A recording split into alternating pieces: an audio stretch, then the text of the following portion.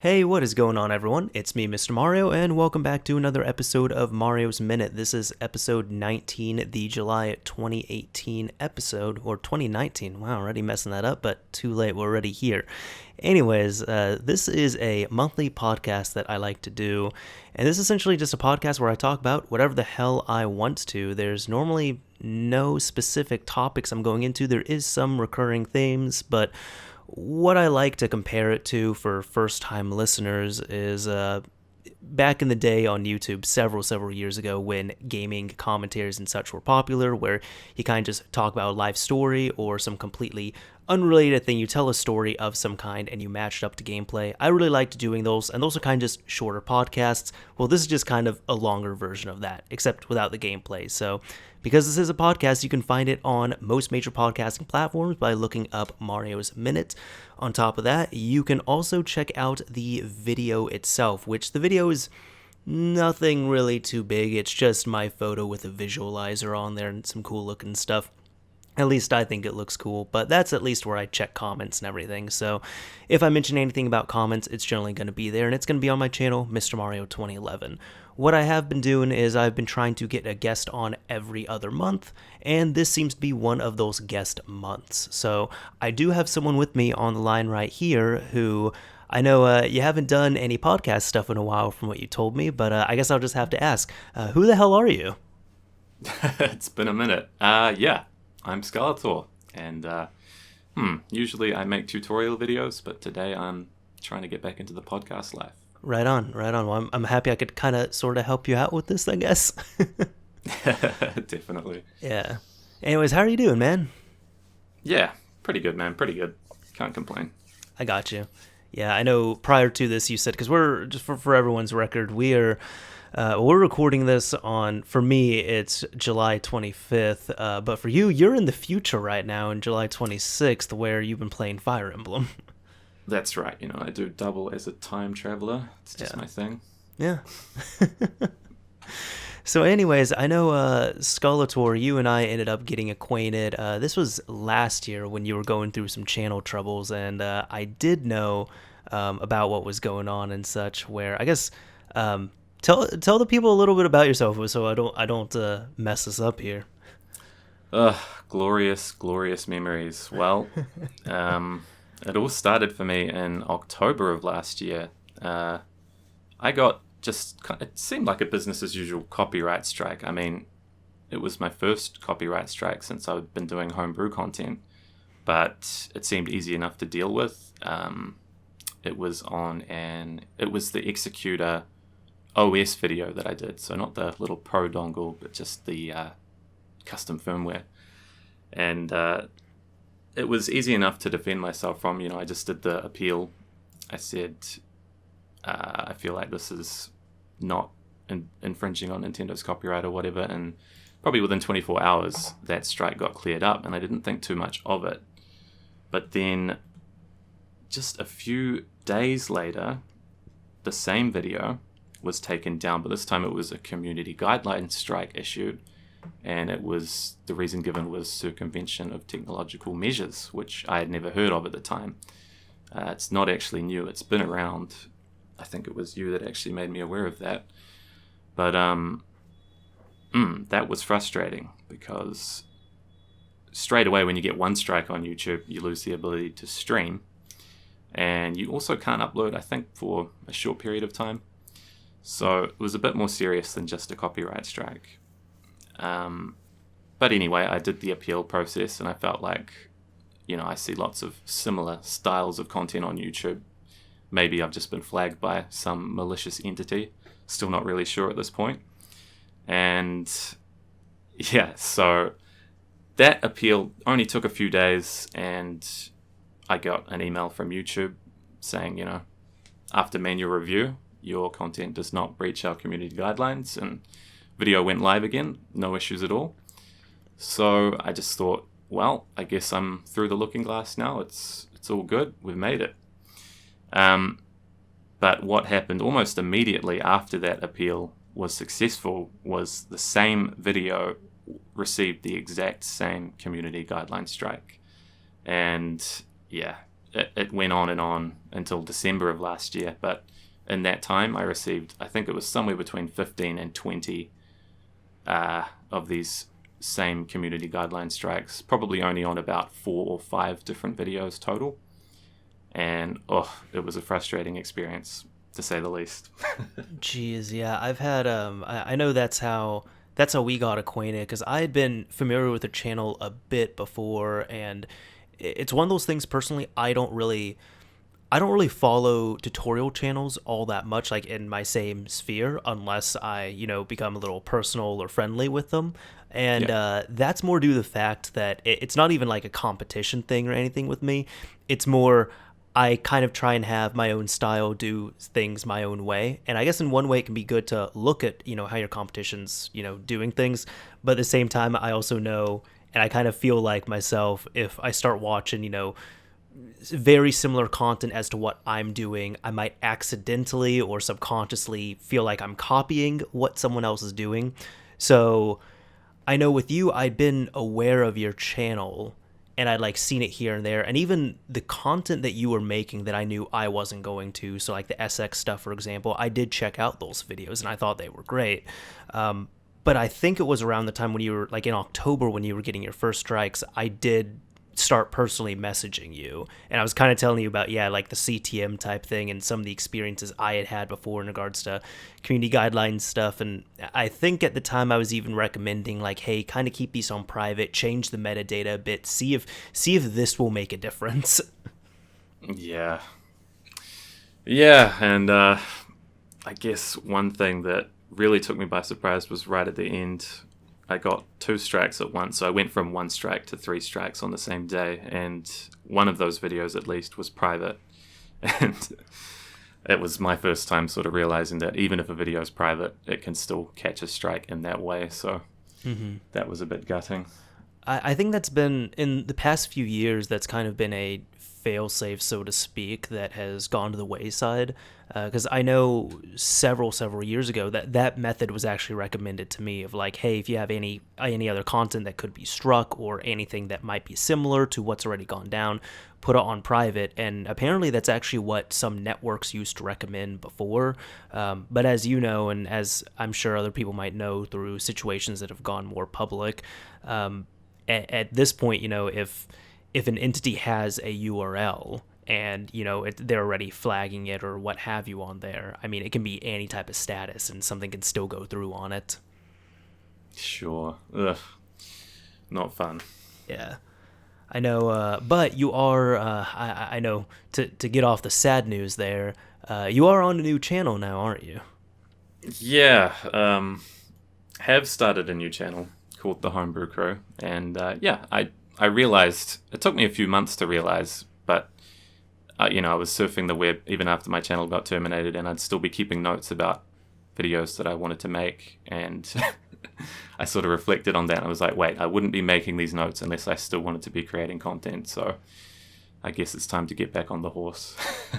Right on. Well, welcome back. I've tried to, I will have your channel linked down below in the description of this video or this podcast on YouTube, of course. And I've tried my best to, kind of push out your videos a little bit as well too, because you really do some good shit, dude. Oh, thanks, man. You've been extremely helpful with raising signal noise on that stuff. So, well, I try. Really appreciate Thank you. Yeah. No, I was thinking on this with what you were talking about with your original stuff. Have you, I don't know if we've talked about this, but have you heard about Mumkey Jones, what he went through with YouTube? The name doesn't ring a bell. Maybe we did talk about it, but I can't remember. What was that guy's deal? So essentially, that was one of those where it's actually pretty scary of this happening to a creator. But he had several 100,000 subscribers. He was full-time YouTuber. He had several different channels, and he just kind of went through a complete deplatforming on YouTube, where he had been known for he was a dark comedian and real edgy comedy, I guess you can say. But his thing was he had, a lot of dark humor, a lot of kind of that edgy stuff on his channel. And he was mainly known for making satirical videos about Elliot Rogers, who was a shooter at a college. And there had been several times where he had faced copyright issues, or he'd faced termination issues, or he'd faced strike issues. And he always bounced back, thankfully. And, like, you know, there'd be some uprising of some kind, or, like, you know, his name would really make the rounds and everything would get resolved. So what happened was, it was just one day, I think he's had a total of 4 channels, something like that. But he had a main channel and a side channel here. One day he said he woke up, his main channel had 2 community guideline strikes, his second channel had 2 community guideline strikes, and all the strikes were on Elliot Rogers videos. And so on his main channel, I think on both of them, no, I know it was his main one for sure, because I was following it when it happened, he privated all of his videos.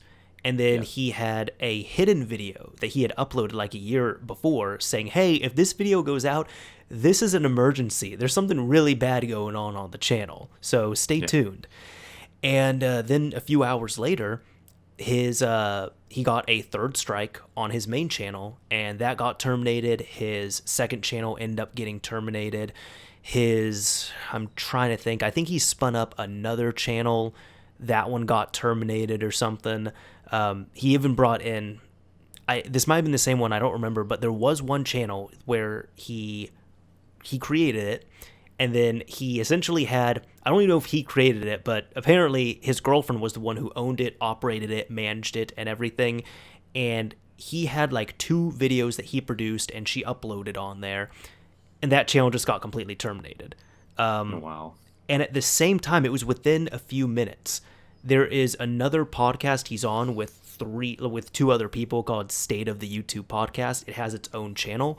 Within a few minutes of that channel that he was on, that was run by his girlfriend, getting terminated, the podcast channel got demonetized. Wow. So it was just way too coincidental. But the reason why I kind of bring this up too is because on his main channel, he had 2 public videos that got struck down. And then his 3rd video, and he was like, he was really fighting the Team YouTube Twitter account on this, but his 3rd video, they got struck down. He caught YouTube in a lie, because they said, your videos were manually flagged, and when they were flagged, they were reviewed, and then they were struck down. And his 3rd video, he had evidence. He said, that is complete BS, because the 3rd video, this is what the video was. I uploaded it as a private video to test something. It had 0 views on it. If it had 0 views, how could anybody publicly flag it?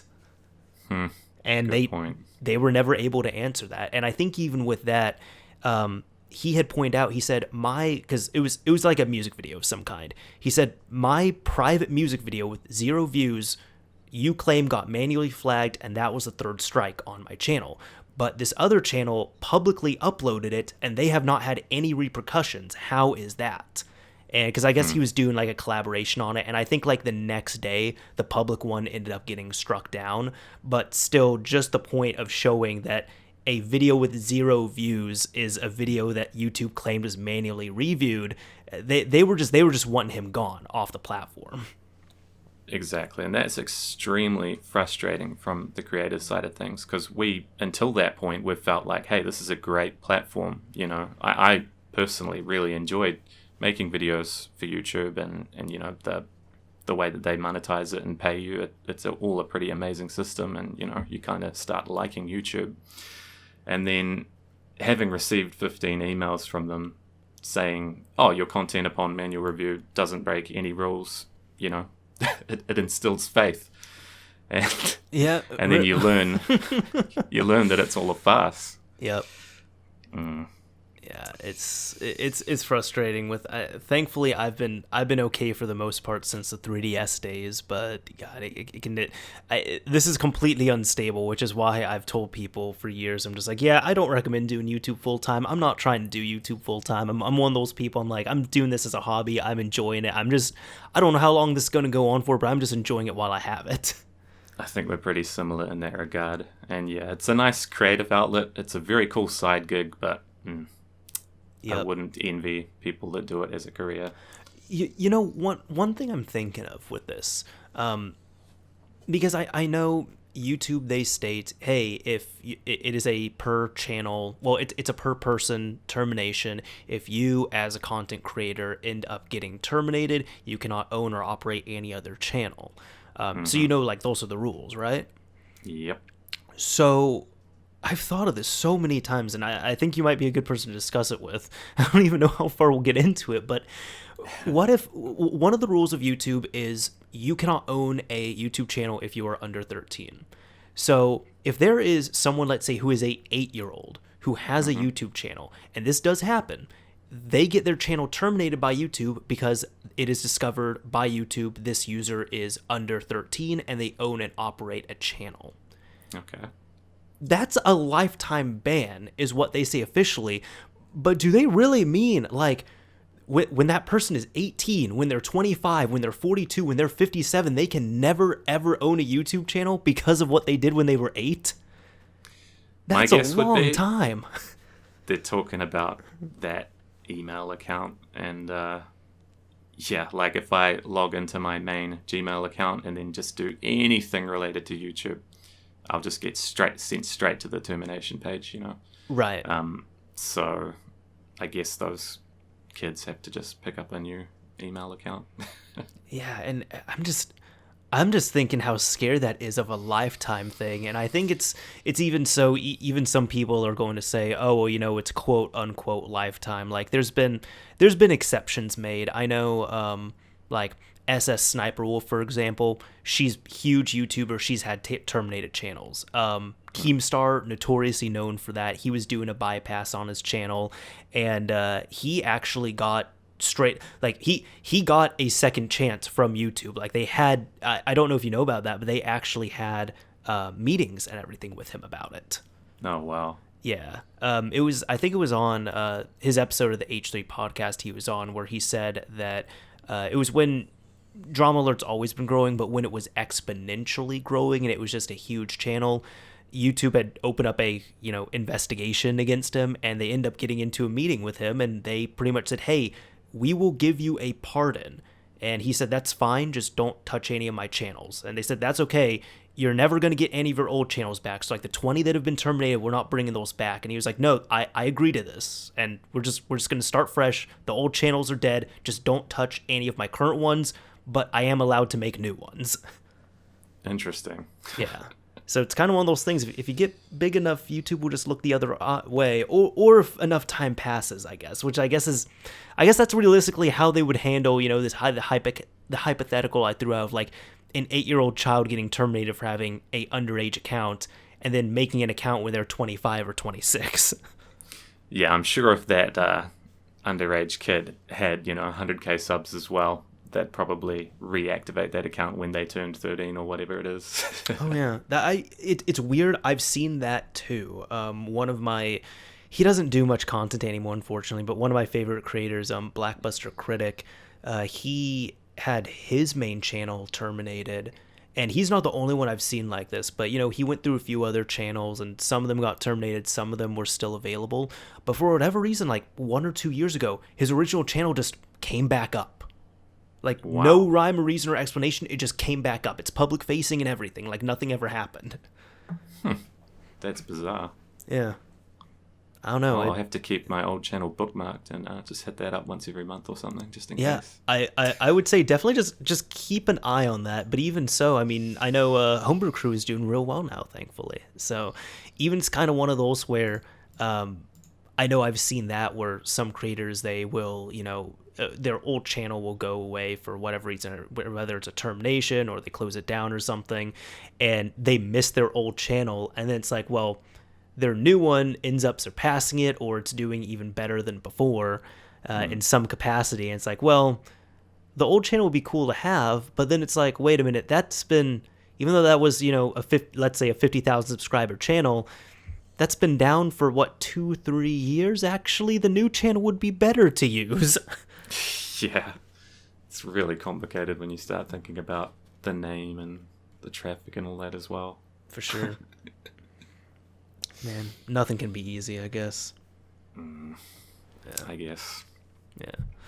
So one thing I was wanting to know about you is I know you had gotten, obviously you're in the modding sphere and everything in terms of content creation and such, but I guess how long have you been doing this for, like just modding itself without videos or anything, and what really got you into that? Because that's something I always find fascinating with other modders that I talk to. I'm trying to think. So I guess what got me into it would have been probably around 2009, 2010, the PlayStation 3 custom firmware scene. That's probably in a big way a lot of the soft modding side of stuff anyway picked up from there. But I guess earlier than that, like having a mod chip in the PlayStation 1 back in the 90s, that was something you could do. And then you could run import discs from Thailand and stuff like that. Like that was a known thing in New Zealand. Now, and, by imports, do you mean true imports or do you mean like the pressed silver discs? I mean burned games for sure. Oh, man. Yeah, so it's always been a hobby growing up and stuff, but yeah, PlayStation 3 custom firmware scene was probably the origins for me into getting into soft modding in a big way. I gotcha. So growing up, then you did have a modded PS1? My neighbor had a PS1 that was soft modded, and I was the N64 kid.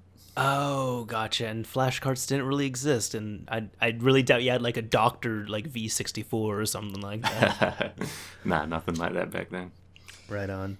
Yeah, I know for me it was like I think it was I'd messed around with some stuff on PC and everything, but it was much later. But still with the PS1, it was around 2004, 2005, where in short the game Thrill Kill. I ended up finding out about that game. I was obsessed researching it for a while, and that kind of got me into the world of ISOs and burning games and boot discs and mod chips and all that stuff, because it was just, my goal was, okay, people are playing this game, how do I play this game? That name's ringing a bell. Was that a cancelled game? It is, yeah.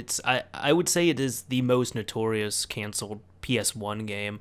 It was supposed to be a 4-player brawler that was going to release like Halloween of 1998, and then what happened was it was developed by Paradox Interactive, published by Virgin. EA ended up purchasing Virgin, and then a few weeks before release, EA's official answer they said was, "We're canceling this game because it's too violent." Ugh, that's awful. Yeah. I mean, it's playable there though, and there's many betas that are out. There's like the full copies are out. There's censored and uncensored versions, and then there's at least 2 NTSC and PAL betas that are out. Did you say it's 4-player as well? It is 4-player. Yeah, that was big for 1998. That's a crime. Yeah, the PlayStation 1 definitely needed as many of its multi-tap games to be released for sure. It was a different type of fighting game as well too, because as opposed to dealing in health, you essentially build up a rage meter, and then the first person to build it up is able to do a thrill kill against another player and knock them out, and then you go from 4 players to 3 players to 2 to 1 is the winner on that. So it was a cool setup. Were they gruesome like fatalities were? Yes, yeah. There was a whole lot of stuff where people getting sliced and diced and pulled apart each and every way, and yeah, no, it was a good old gruesome time. No, that was huge in the 90s. That whole controversy about violent video games. So Yep. I still need to pick this up. I still haven't played it to this day, but the game Wu-Tang Shaolin Style is actually kind of just a rebranded version of Thrill Kill. Oh, right. I never knew that. That's interesting. Yeah, there's that, and then even what shocked me is apparently, because they built a whole new engine for the game, so if you've played X-Men Mutant Academy, X-Men Mutant Academy 2, or even surprisingly Rock'em Sock'em Robots on the PS1, all those games use the same engine. Huh, interesting. Yeah. So we got some official use out of it, but yeah, no, it was definitely interesting to check out, and I think even it still lived on internally. I believe I'd read that because it takes a lot of money and resources to build an engine. So even what Activision, I guess they somehow got involved with some of that because they end up pressing. They worked with X Mutant Academy and such.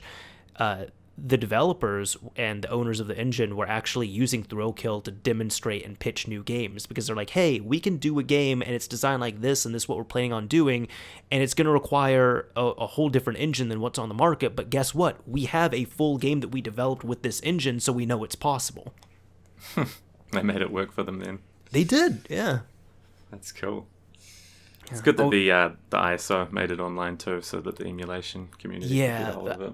I think that for a while it was really hush-hush, but I think now it's kind of known that disgruntled developers ended up leaking it online, because it's one of those things. I mean, just imagine, you're working on a game for, like, again, I have to stress, the game was done. Like, it was done, and then EA just came in and said, no, we're canceling because it's too violent.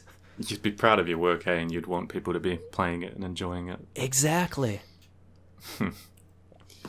Oh, man.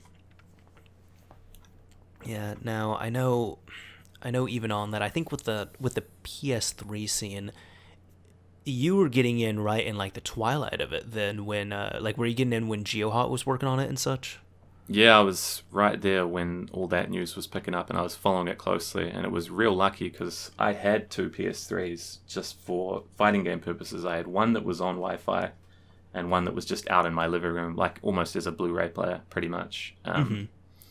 So when the news first turned up and GeoHot did his first release, I believe the firmware that was required was 3.41, and it just so happened that one of my PS3s was above that, the connected one, and then the one in the living room was actually able to use that exploit on day one pretty much. You couldn't do much with it, but it was, it was all happening, so it was cool.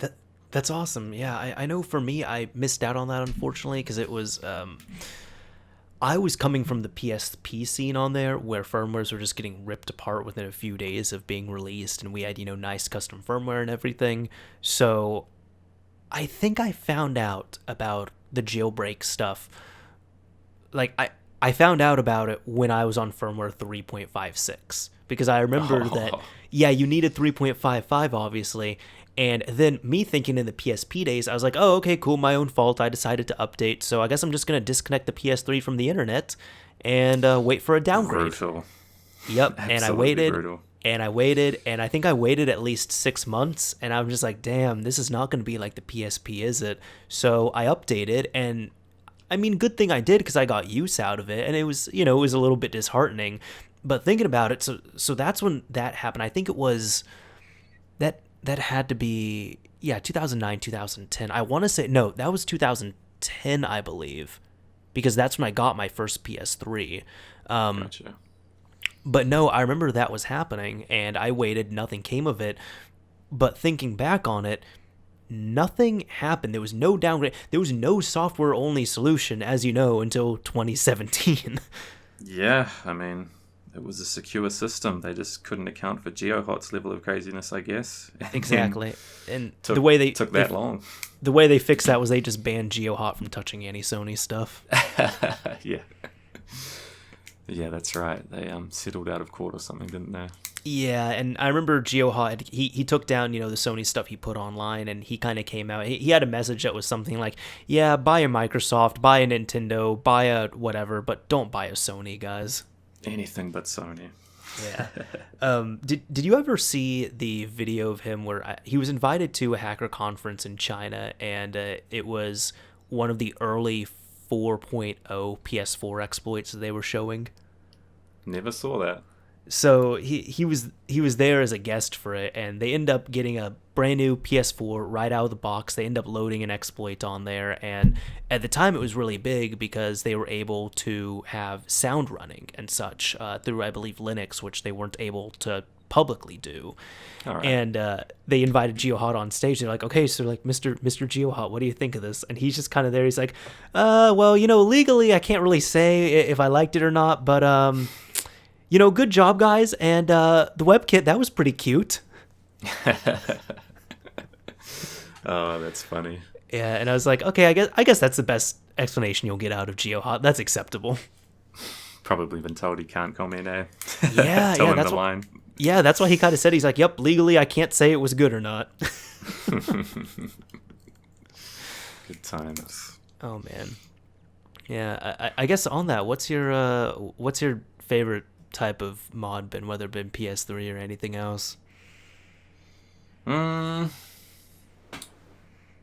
Well, I know it sounds like it's kind of an open, kind of a big question.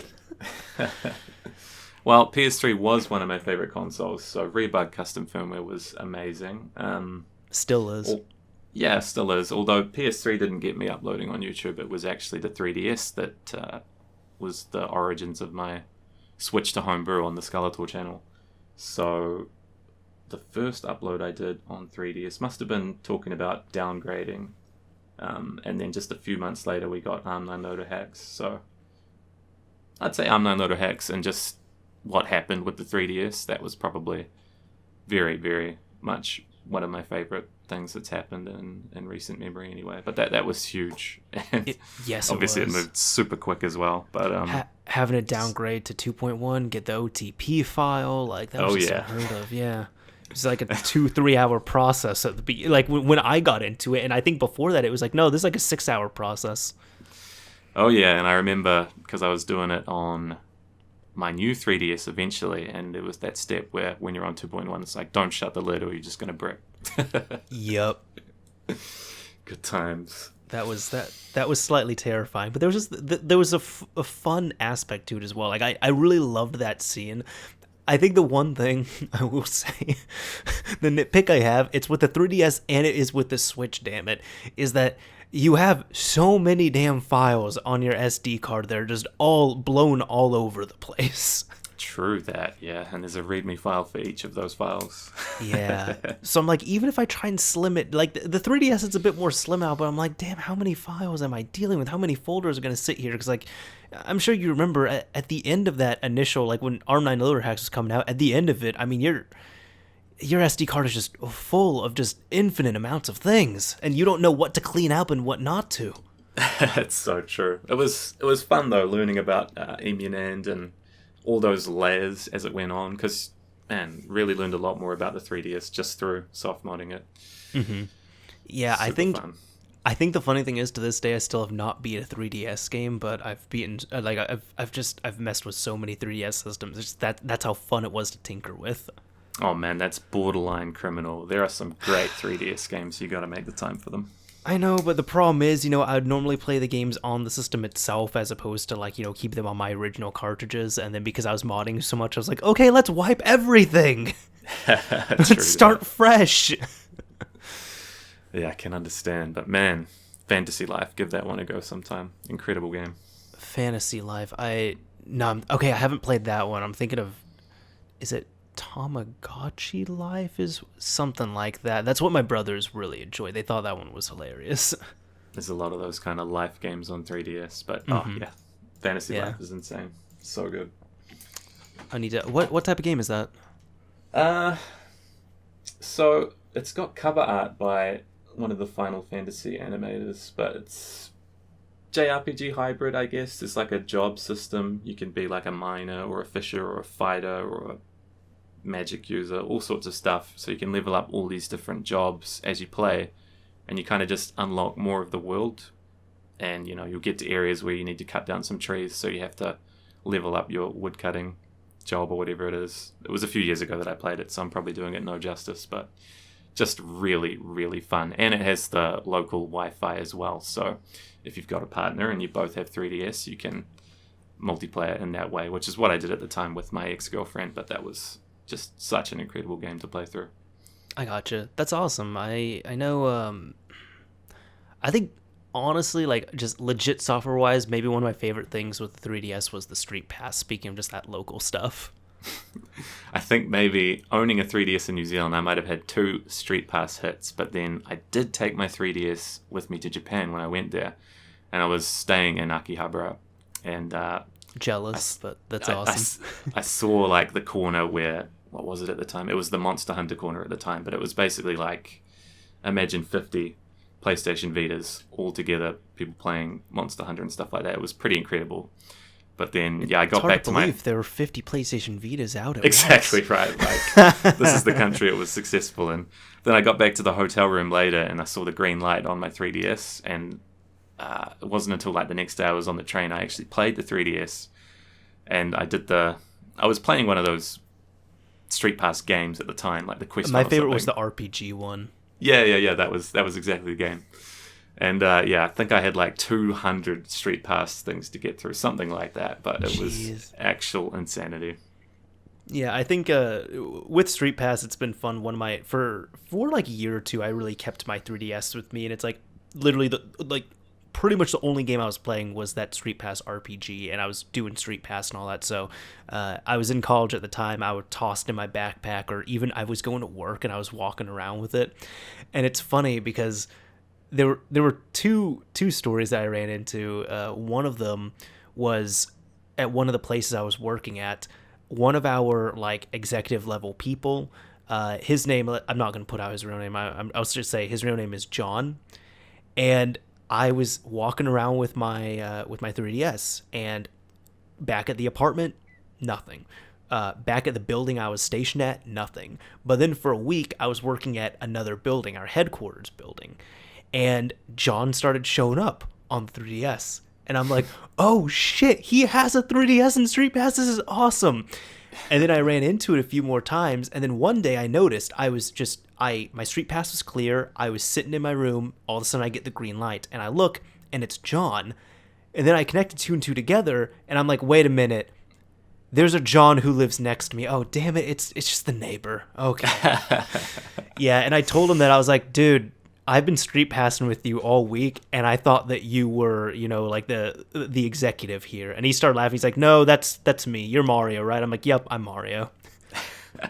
Really? So at a college campus, you only found like one other street pass user? No, that was at. So to clarify, so that was not at college. My next story is at college, but that was when I was out of state for an internship. So this is okay. all in like the corporate stuffy world.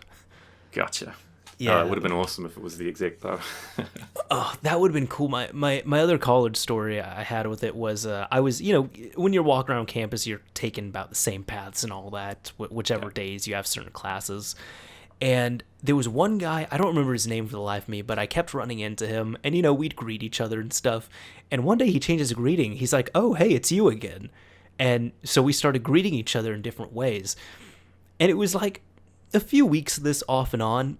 And then we ended up going to a party, and one of my friends is hosting it. And then, of course, because it is a nerd party, we have like the Wii in the corner. We have PCs. We have a PS3. I brought my Wii U, so people are freaking out about that because it was kind of new at the time. Sounds like my kind of party. Oh, dude, it was so fun. And what happened was we ended up making a run to get like donuts and a bunch of other real unhealthy stuff, and then we came back and played more games, I think. So. Nice. Optimal times, but what happened was one or two of us, we end up pulling out our 3DSs, and then this guy comes over, and he's like, "Hey, you got 3DSs, like, what do you play?" And we're talking about the games that we're playing, and somehow we ended up talking Street Pass, and he's just like, "Wait, you're Mario? I run into you like every other day." And I'm like, "Oh, you're this guy. Hey, we finally meet." That's hilarious. Yeah, it just took us weeks of walking next to each other. Then after that, whenever we saw each other, it's like, "Oh, hey, Street Pass. All right, I got you." That's awesome. It was a really cool feature, and it's good to hear that it succeeded, even in the West. Anyway. Yeah, I think the Vita had Nier on it, which I just recently found out about, but it wasn't nearly as big as Street Pass. Yeah, I think I never touched that bubble ever. Yeah.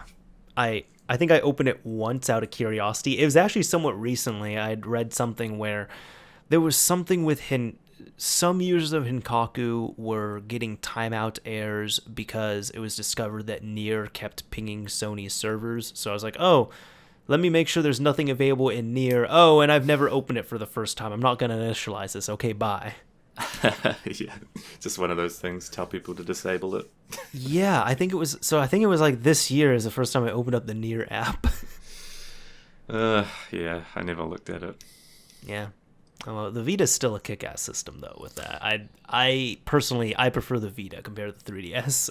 Oh yeah, it's awesome. I definitely love the Vita. It's something about it, it's just really nice. Yeah, it's I think I told you about my girlfriend getting one, right? Yeah, you did mention that. Yes, yeah, and I think for anybody who doesn't know, this was in the I don't know if I've mentioned this on the podcast, but my girlfriend was interested in getting a she's kind of dabbled in getting a system here and there. She's not a gamer outside of mobile games. She has played games with me. She's cool with me being a gamer, but she's never had a urge to, chase after a game or pick up a system or something. Sure. This whole time in like the years of dating her, I was shocked. I thought her first system was going to be a Xbox 360 because I have so many of those, and I honestly envisioned, I was like, oh, I could just give one to her as a Netflix machine. And I offered a few times, and she said no. But yeah, she had kind of asked about Nintendo handhelds, and I showed her my various 3DSs I had. I showed her my games, and she wasn't feeling it. And then I showed her the Vita, and she literally gravitated to it and got stuck on it for 3 hours and actually really liked the game selections on there. Because people don't raise your pitchforks, please, but she was saying she didn't like the 3DS because the game seemed too cute to her. And she didn't want cutesy games. She wanted like more mature games, which it looked like the Vita had to offer. That's interesting. It's good for her, though. She knows herself. But yeah, if I was guessing what a female would like, I'd say, she's probably going to like the 3DS, right? Yeah, that was it. And then even for me, I was like, oh, well, this is cool, I guess, because like, I mean, the Vita, I know a lot about it. I have a lot of games. It gave me a good it gave me a good reason to buff up more of my collection too, because there was a bunch of games she was interested in. I was like, oh, I'm kind of interested in these, so I'll pick them up. You have them, I have them. We're good. And yeah, she's been really enjoying it. So it's something she's able to understand, pick up, and play easy enough. The form factor's fine. I did even offered her a Switch multiple times, and it's just too big, like the current iteration, because she's not going to play it on a TV. She's not going to dock it, and she doesn't want the big system only in handheld. So the Switch Mini is actually going to appeal to her, but not the original iteration. Right. Yeah, the Switch Mini is nice in that it's, for me, it reminds me of the Vita. But yeah, I had noticed that with the original Switch too. It's just that little bit too big to be truly a comfortable portable system, I guess. You can't put it in your pocket anyway. I guess the way I put it, so I rock big pockets, and the way I've been able to pocket it the few times I have is you have to split up the Joy-Con and like put 2 Joy-Con in one pocket and then the giant Switch tablet in the other pocket. But then I'm terrified of breaking something. Yeah, sure. You don't want to do that. I actually, it's funny, I had this on the list of things that I was going to bring up, but the Switch Lite, that's what it's called. It's not the Switch Mini, but what are your thoughts on it? I like it, but as soon as it was announced, I had already decided I'm not going to get one, and the main decider there is not actually just homebrew, but also HDMI out. So that to me is a big part of gaming these days, is the HDMI out and streamability and all that. But the good thing was someone in the New Zealand gaming Facebook group decided as soon as he saw it that, wow, this is exactly what I need. I can play it in bed. It's going to be more comfortable like the PS Vita was. And so he decided to sell his Switch on that day pretty much. And since his Switch had already been banned for running homebrew, he also gave me a good deal. He was like, I'm selling it pretty cheap because it's, it's been banned. I don't think anyone's going to want to buy this Switch. And I was like, hey, buddy, I definitely want to buy that Switch because I wanted a second Switch capable of running homebrew. Mainly because I've got and not having to worry about a ban or anything because it's already banned. Well, exactly. And I've also got a 256 gig internal NAND chip, which I was holding off installing because my original Switch isn't banned yet. So if I put it in that one, and then, went to play Splatoon 2 legit online, I could get flagged for a ban if the NAND size wasn't 32 gigabytes. So it worked out perfectly for me. But maybe if I get a third Switch, maybe a few years from now, used, I might pick up a Switch Lite, Because they do seem nice, but that Joy-Con is a bit of a worry, I guess. And even it's real cool because like one thing is with the Switch that I like the current iteration one is if you want to, if you're a Switch owner, a current one who has several accessories, you can get another Switch for cheap because like thinking about like I myself, so I have multiple docks in my home because I want to have multiple docks for multiple reasons. Because of that, I have at least 2 AC cables on hand. I have multiple controllers, multiple Joy-Con, and the SD card, it's not required. So most Switch owners, if they want to end up picking up a second Switch for whatever reason, like such as homebrew or for a spouse or for a sibling or a kid or what have you, you could get away with just going onto eBay or another site and finding a working tablet only sale and pick one up for like $100-$150, and you have everything else around your house to have a fully loaded second system. True, yeah. Yeah, that's what I like about it. I think one of the...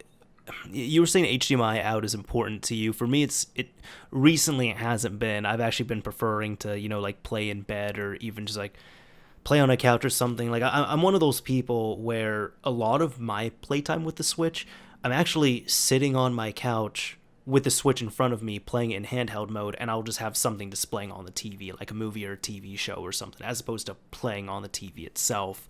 But I know with that, there's been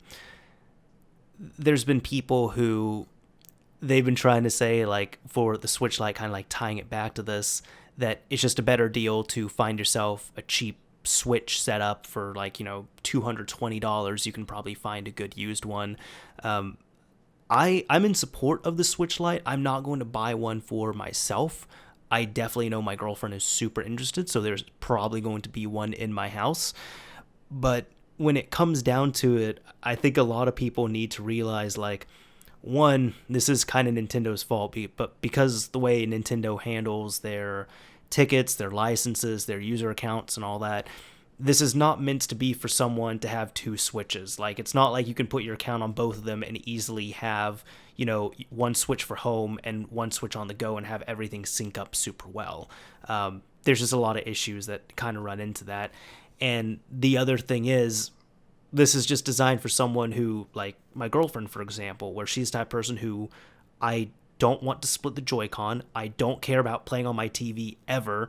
I want a smaller actual surface to work with in my hand. I don't care if I'm getting less value for this. But at the same time, it is cheaper. It's $200, which makes it a lot more of a dangerous, instantaneous, or drunken pickup. Sure. It's good that there's use cases for the Lite. Yeah, I definitely like it. As long as they get that left Joy-Con maybe designed in a completely different way for the Lite so that they never have to go through that drift thing, then it would be like a really good system. I was going to say, I'm not doubting that by any means, because there's an open class action lawsuit about it. Well, there's going to be one that will be filed here soon. There's a lot of controversy around it, but I don't know what it is, man. I have a good amount of hours on my Switch, and I'm thinking maybe it's just my Joy-Con, because I've swapped them out, because the gray Joy-Con are not as good as the current ones I have. Like the ones I've been using since I bought them, and I bought them on release. I got the ones with Super Mario Party, like the green and yellow ones. Okay. And they seem to have better connectivity. They seem to be stronger. I just seem to have less issues with them than my gray Joy-Con. So maybe it's just I haven't used the gray ones to the point of this exact issue. But none of my controllers and none of my Joy-Con have any stick drift yet. Could be silent revisions. Like, I remember very early on there was that talk of the infrared or the syncing or whatever being off, and then you'd send it and they did like some plastic foam thing. I don't know, but maybe they've improved the Joy-Con designs since the very launch grey ones or whatever, but could also just be random as well. Like, I think for me, my Joy-Cons have all been fine. I've only got 2 sets of them, but I'm not a Smash player. I could see if someone's playing Smash a lot and doing, really furious Smash attacks. Maybe that's that sort of level of wear and tear accelerates it or something. I don't know. Mm-hmm. I can absolutely see that as well too. I guess I'm just not hardcore enough in it. I don't know. But I do see that, where I know I had issues with my left Joy-Con where it was specifically the connectivity issues. That's what I was having, much like other people. I got those resolved. My green and yellow ones, I don't have connectivity issues with them, thankfully. But even a few weeks ago, I had one of my good friends, Devin. He came over, and shout out Devin. But we were playing some games, and I noticed that my Joy-Con were connecting just fine, but his, it was the left one, or sometimes it was the right one, but his were just having a lot more connectivity issues than mine. And even we ended up switching seats on the couch so that he was closer to the Switch, and he was still having those connectivity issues.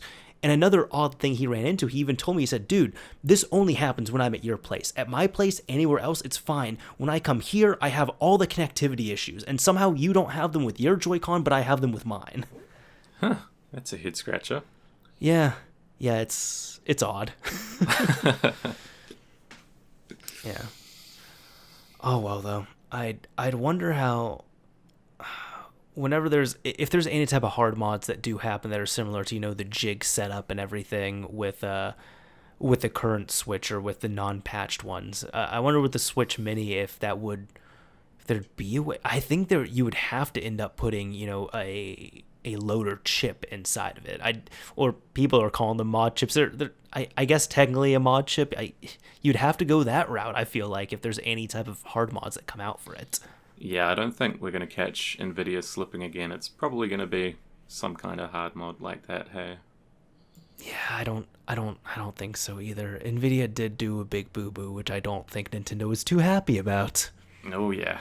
And they're in, cars as well, right? So it must have been quite a big boo-boo beyond just gaming. Yeah, it's, they're in the Tesla, they're in several other cars. Anything with that, the Tegra X1 was exploitable. So they must have done a massive security overhaul. Yeah, that's not the best. I mean, some people might say it's like, hey, well, it's just to load up homebrew and stuff. It's like, yes, in this use case scenario or another Android device, it's fine. But we're talking about, bigger things. But I think even to lessen the blow a little bit, I know in the Tesla, for example, it wouldn't interfere if you do impede it somehow. It wouldn't interfere directly with the car. It was just the infotainment system that was running on that Tegra X1. So it wasn't even anything that was necessary for the life of the car. Well, that softens the blow a little bit. Yeah, but still, they're not too happy. I want to know what kind of blowback they ended up getting for that. Yeah, well, it's pretty hard to be prepared for everything, I guess. But yeah. Well, it's great for us anyway. Who cares? It's a lovely hardware exploit. Gives us full control at boot. So good time. Exactly.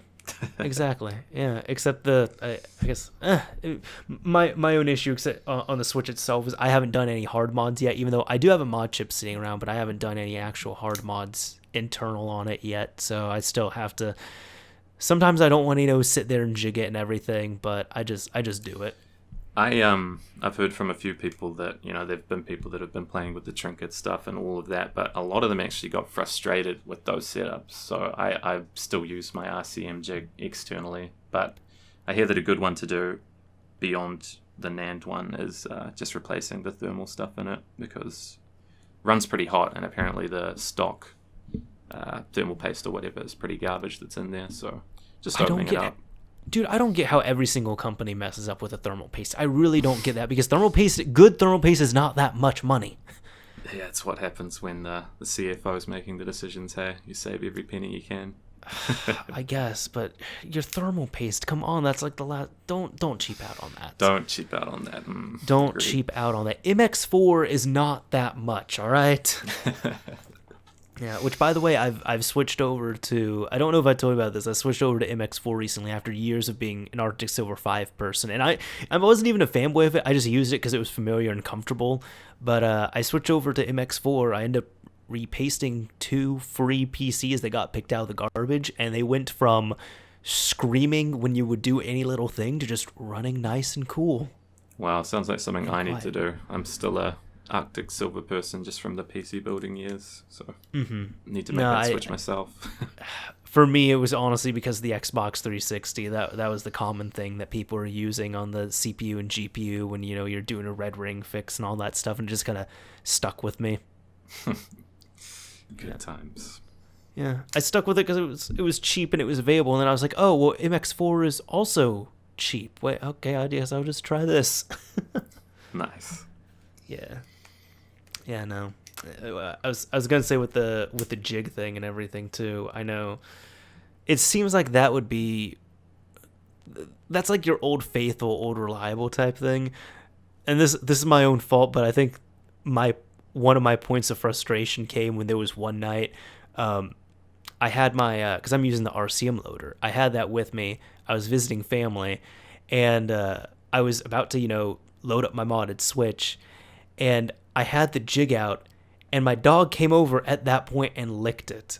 And I'm just like, I have to put this, okay, I can't use it tonight because I have to put this inside the system. Dog doesn't know any better.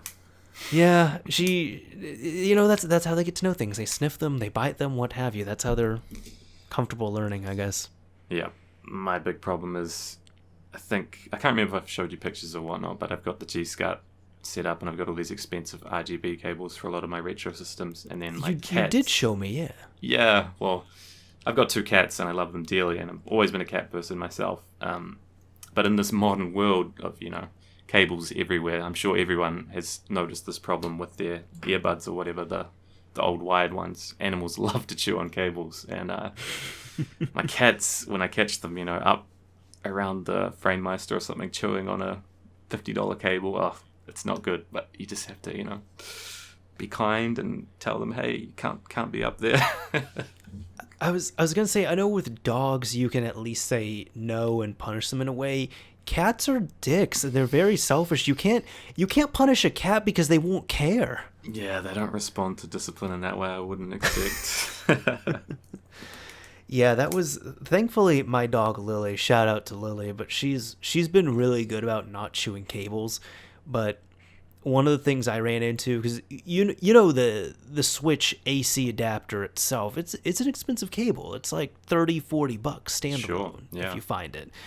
And it was shortly after the Switch came out. I want to say this was in July 2017, something like that. So a few months afterwards.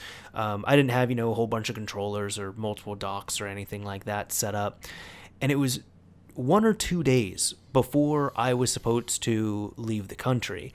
And I'm sitting on my couch in the dark, Lily's in the corner, and I hear some chewing, and she's going crazy on her paw. And I just had a weird feeling. I look over, she had the Switch cable, like the AC cable in her mouth. That is to date the only cable that she has eaten. But I rip it away. I say no. I'm just like, are you serious? Out of all my cables, this is the one you had to chew. So the next day I had to go to a local store, had to pony up all the money for that, because I think I ended up paying the $90 for just a second dock with the AC adapter. Well, your girlfriend chose the Vita and Lily chooses the Switch. Yeah. So who gets the 3DS in this household? Me? I don't know. Yeah. But that's how it goes. Now, actually on your retro setup, because you have the Framemeister, and do you have the OSSC? No. Maybe I'll get one someday if I get a 4K TV.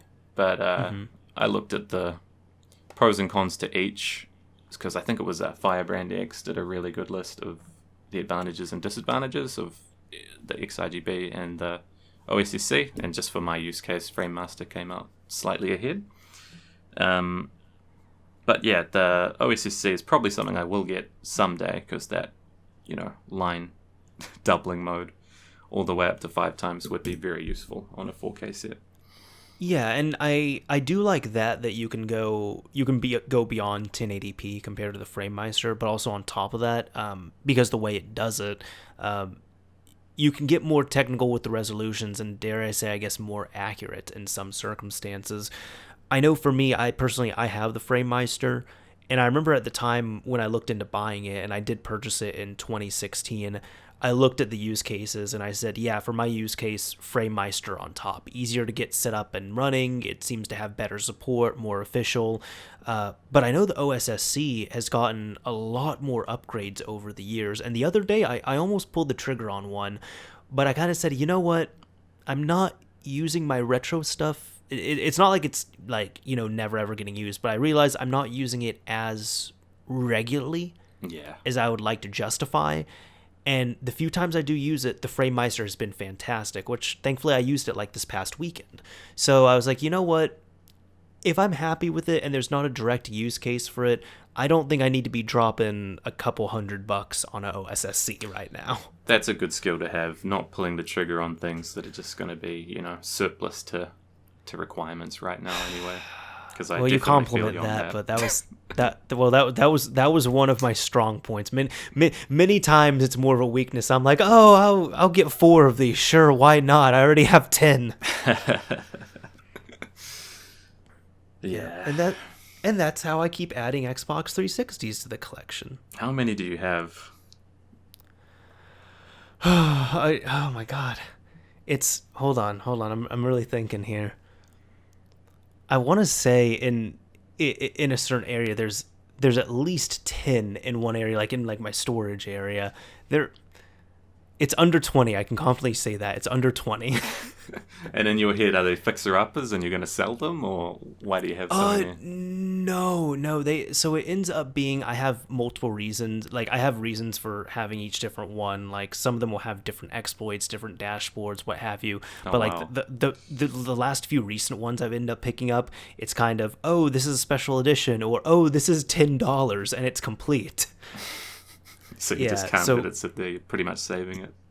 Exactly, yeah. So no, it's I have a decent amount for various different reasons. I might have a problem, but I also have fun with them, so it works out. But it's kind of I bring some in, and they do eventually leave the door, because I will have a friend who's like, "Hey, do you have a 360? I feel like messing with certain stuff on here," and I'm like, "Okay, yeah, sure. Here you go." Someone wants to play some COD. Mm-hmm. Oh, it's funny that Exactly. they've got different exploits and stuff on them. I've got one Xbox 360 Slim and hasn't got RGH on it yet. So one of these days I'm going to sit down, maybe with one of your videos. Maybe I'm going to pick your brain on it, but needs to be done. Right on. Does it have any type of modifications on it or not? No, it's stock. I bought it back in the day so that I could play Street Fighter 4, not just on the PSN, but also on Xbox Live. Gotcha. Yeah. Yeah, no. So even that with it's funny to the point now, because like during the big heyday of the 360, flashing was more recommended, just because you could still get online easily, and then you could play all your games off discs and such. But now it's getting to the point where it's just they're more readily available and things just a lot cheaper, and the knowledge is there, where it's actually more expensive to flash your system as opposed to just doing a hard mod on it. So now I never ever thought I'd really see the day where people are just saying completely skip flashing, just RGH your system or do a RJ tag or whatever kind of exploit you can do on your system. 360 Nobia was flashing just when you could play burned DVDs. Exactly, and even with that was literally all it was good for. It did not do any type of kernel level modifications, so unfortunately it did not unlock. It would have been cool if it did region unlocking, and I still thought the flashing scene was awesome, and there was a lot of cat and mouse stuff and really tricky stuff that happened back then, just ingenious on both sides, Microsoft and C4Eva's custom firmware. But when it came down to it, yeah, it was only good for playing burned original Xbox and Xbox 360 games. You couldn't unlock the DVD, like DVD video region, HD DVD, that required a whole different drive. There was nothing on that. And you couldn't region unlock your system, unfortunately. Gotcha. Shoutouts to my old internet buddy, Nooblet, who works at Microsoft, or used to work at Microsoft, but I remember he told me you had to like connect your drive up to the SATA port on a computer or something. Yep. This SATA 0 port. That's funny. Yeah. Nah, it's that was definitely a fun scene to get into. I think one of my favorite back and forths on there, because there was always custom firmwares that were getting discovered and banned and such, but at one point it was always just kind of a thing of don't update your system dashboard. Just wait on that, wait for the news, wait for the scene members to give the green light on that. But at one point Microsoft ended up adding in additional anti-piracy checks for certain titles, not all of them, but just certain titles. And they would update the challenge tables every dashboard. So that meant every single time you updated your dashboard, you had to reburn that game that had the challenges and patch it with the new challenges. And at one point, Microsoft ended up issuing a completely silent update where it was, after this date, if you just connect your Xbox onto Xbox Live at any point, your challenge table ends up getting updated on your system. But not just that, it became a dynamic challenge table that was different for every single console in some way. Wow, they were pretty smart about it then. Yeah, and it was one of those, I remember when it was coming out, like I had a lot of people who were messaging me. They're just like, the story was pretty much, hey, I was playing on Xbox Live today, and I noticed that now a few hours later, I turn off my Xbox, turn it back on, and none of my games are loading. Why is that? And I'm like, oh, yep, you got hit with the silent update. Brutal. Yeah, and I believe it was nicknamed the Magic Bullet, or I think it was the Silver Bullet. Essentially, it was defeated with, because I said, every disc had to be patched with a proper response for that specific firmware. Well, what happened was the firmware developer C4EVA ended up coming out with this method where he said allegedly he kept it in his back pocket in case this ever happened, and because it happened, he had to release it. But he ended up releasing essentially topology data where it ended up kind of just doing a patch for the disk itself, and it would have a response code on the disk which was impervious for any type of challenge. So as long as you were on the latest custom firmware and you had these patches on your disk, you could run it on any console with that latest custom firmware, and no matter what the challenges were, the disk would respond properly to it. It's hilarious that he had that level of foresight to have that in his back pocket just in case. I know, like some 4D chess type stuff. Indeed. Developers, they are smart cookies. I know. God, I love it. Me too. Yeah.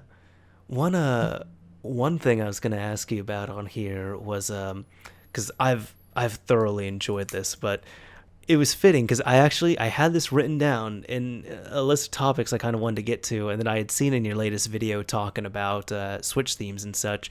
But Stranger Things 3, have you seen it?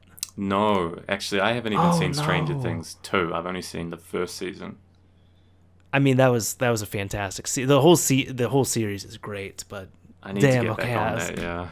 I was gonna ask you about Stranger Things 3, and then if you said yes, I want to talk about that. But let you down. Yeah, no, it's all good. I'm sure you're busy and such. I know. I guess the one thing I can say, it's not a direct plot spoiler, so I don't mind saying this. I personally, I loved it. I thought it was the most enjoyable out of all the seasons, but I was disappointed that it is 8 episodes long, and it took them 7 episodes to have any type of argument or discussion about New Coke.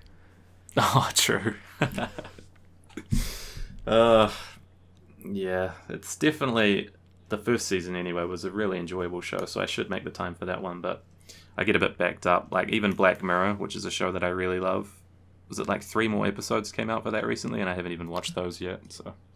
I don't know about that one. I don't even think, unfortunately, so I'm going to flip side on this one. I have not finished season 1 of Black Mirror. Well, I can't blame you, because the first episode is a little bit bizarre with that thing. This is not the first time I brought it up on this podcast. I know, shout out to James, but when James Rayner was on here, I brought that up, and he's like, no, don't spoil it for me. I was like, okay, just skip the first episode, come back to it later. It wasn't even that I didn't like it, but to me, I don't know, you've gotten further in it, so maybe you can verify this or not. And I mean this in the best of ways, but to me, Black Mirror feels like a realistic adult Goosebumps. It does have that kind of, I don't know what the word is, anthology feel to it, but yeah, I wouldn't have picked that as my pilot episode, but the second episode with the treadmills and everything, I enjoy that kind of sci-fi. That's good. That was a trip. Yeah. It's cool. I like the dark, cynical views on a lot of things. It's good. Yeah, but no, I kind of picked the whole, not even with the anthology thing, but I kind of picked the Goosebumps comparison, because when I was watching them, I was like, oh wow, this is how this scenario would play out if this actually happened, and I think this is quite a realistic take on this scenario happening, but it's horrible and terrifying. Okay, this is real stuff that people would really be worried about. It is terrifying, but it's also so funny how close we are to a lot of these questions right now, with I haven't seen this episode, but from what I understand, there was a Black Mirror episode about social media credits and such, and how they affect you in the real world, and then a few years later, China ended up announcing their system that was very eerily similar. Yeah, and I mean, it's just one of those things, looking through the looking glass, very, very, big warnings for society there. We don't want to go these awful ways. So that's why I like the show exists, because it at least gets everyone, well, the general audience, thinking about tech where they normally wouldn't. It would just be in the background. I think another good one for that would be Mr. Robot, where that would I feel like that really opens people's eyes to things, because even when they're developing the episodes, like, well, first of all, have you seen Mr. Robot? Saw the first 2 seasons. I didn't finish it yet or whatever, but yeah, okay, amazing show. I think I'm in the same boat as you, and I can absolutely agree. It is an amazing show, but with that, I know there were some blogs that I was reading where pretty much every episode, they would go in and comb through the episode, and any of the hacking events that happened, they would compare it to real stuff. Like, this is how it actually is, this is how realistic it was. And most of the time, they're just like, yeah, they had to edit a few things and change a few things around to make it, a bit more sensationalized for TV. But aside from that, this is actually pretty real. There's like 90% there, so good job, Mr. Robot. Yeah, the most realistic hacking scenes I've ever seen, definitely. You remember the scene where there was a watch that was about to get passed on to one of the creators, like one of the characters, and then it was declined? Kind of. It's been a while since I watched it, but yeah, kind of. I believe it was in season 1. There was actually it was a fan theory that I had seen where they said it was essentially this person, like the underling, had a certain type of designer watch, and the person above him had a much classier watch, and he offered the watch to him and then ended up pulling it back. And that was kind of saying, I'm always going to be in a higher class than you, and the only people who would know about this would be people who are really in the watch scene. And it was funny because it was almost debunked in a way, because people came out and said, they're like, you know what? This probably is not a fan theory. With the level of detail and care that goes into the writing and attention of Mr. Robot, everything you said was probably there for a reason, and that's probably exactly why they wrote it the way they did. Sure. Yeah, there are directors that go that deep with things and have that attention to detail. Shout out to Stanley Kubrick. Yes. Good God. Fascinating stuff he does. Indeed. Yeah, man. But yeah, no, I guess, for me, I do have one other thing I was wanting to discuss. I want to end this on a high note here. But I know, of course, aside from, doing modding and such and messing around with a few things, you game, right? You play these things called games here and there. I do. I'm forcing myself to make more time for them, but yeah, I'm definitely game. Dude, I'm 300% there with you. Good God. But in regards to that, what games are you playing right now? This is something that I either discuss, if I'm by myself or if I have a guest on. I like to see, what they're playing right now. Well, I guess today I was playing Fire Emblem because it is launch day here in New Zealand at least. Extremely fun game from my first 2 hours of playing it. It's got it's adding some new elements to the Fire Emblem classic system. Like, we've got a kind of high school setting where you can roam around, and it's got the calendar system very similar to Persona. So it seems like a great one to sink, 100 hours into. Definitely enjoying that, and looking forward to trying to get as close to 100% in that game as I can. But other than that, recently, Street Fighter 4 has been what I've been spending my time on, because there is an upcoming 10-year reunion tournament in my country. So haven't been playing it in the last 5 years at all, because it's a dead game or whatever with Street Fighter 5 out. But lots of fighting game friends that I made way back in the day. It'll be a nice reunion up in Auckland, and yeah, it should be great times. But got to practice, man, because I don't want to turn up with half-baked skills. Now I gotta ask you, like, what platform are you playing it on, and which version of Street Fighter 4? Because there's like 5 different releases of Street Fighter 4, if I remember correctly. Yeah, that's right. So on PC, because it's just the best place to play it these days, and Ultra Street Fighter 4, so the final version of the game's got all the characters and all that built in. But yeah, there were a lot of disc releases, there were a lot of different versions, and then they also had patches among those releases. So yeah, because the ones off the top of my head, I think there was Street Fighter 4, Super Street Fighter 4, Super Street Fighter 4 Arcade Edition, I think, Ultra, as you mentioned. I swear there was one more in there. I feel like you listed them all there. Yeah, no, I think you got them. Hooray. I remember I paid attention to it, and I was working at a game shop at the time, and I was looking at all the SKUs and all the release. I'm like, this is stupid. I hate this. Yeah, well, definitely it was right at the time that people were getting angry at DLC on the disc, and I remember it must have been around Arcade Edition's launch or something like that. Maybe it was even Super, but they put out characters as DLC before any disc release or anything like that, and it was found out that there was characters on a disc that weren't unlocked by default, like they were still DLC, something like that. Oh, Marvel vs. Capcom 3 was guilty of that as well. I remember I had patched that. It wasn't my patch, of course. It was a patch I found online and applied. But that was in Street Fighter Cross Tekken, where I want to say it was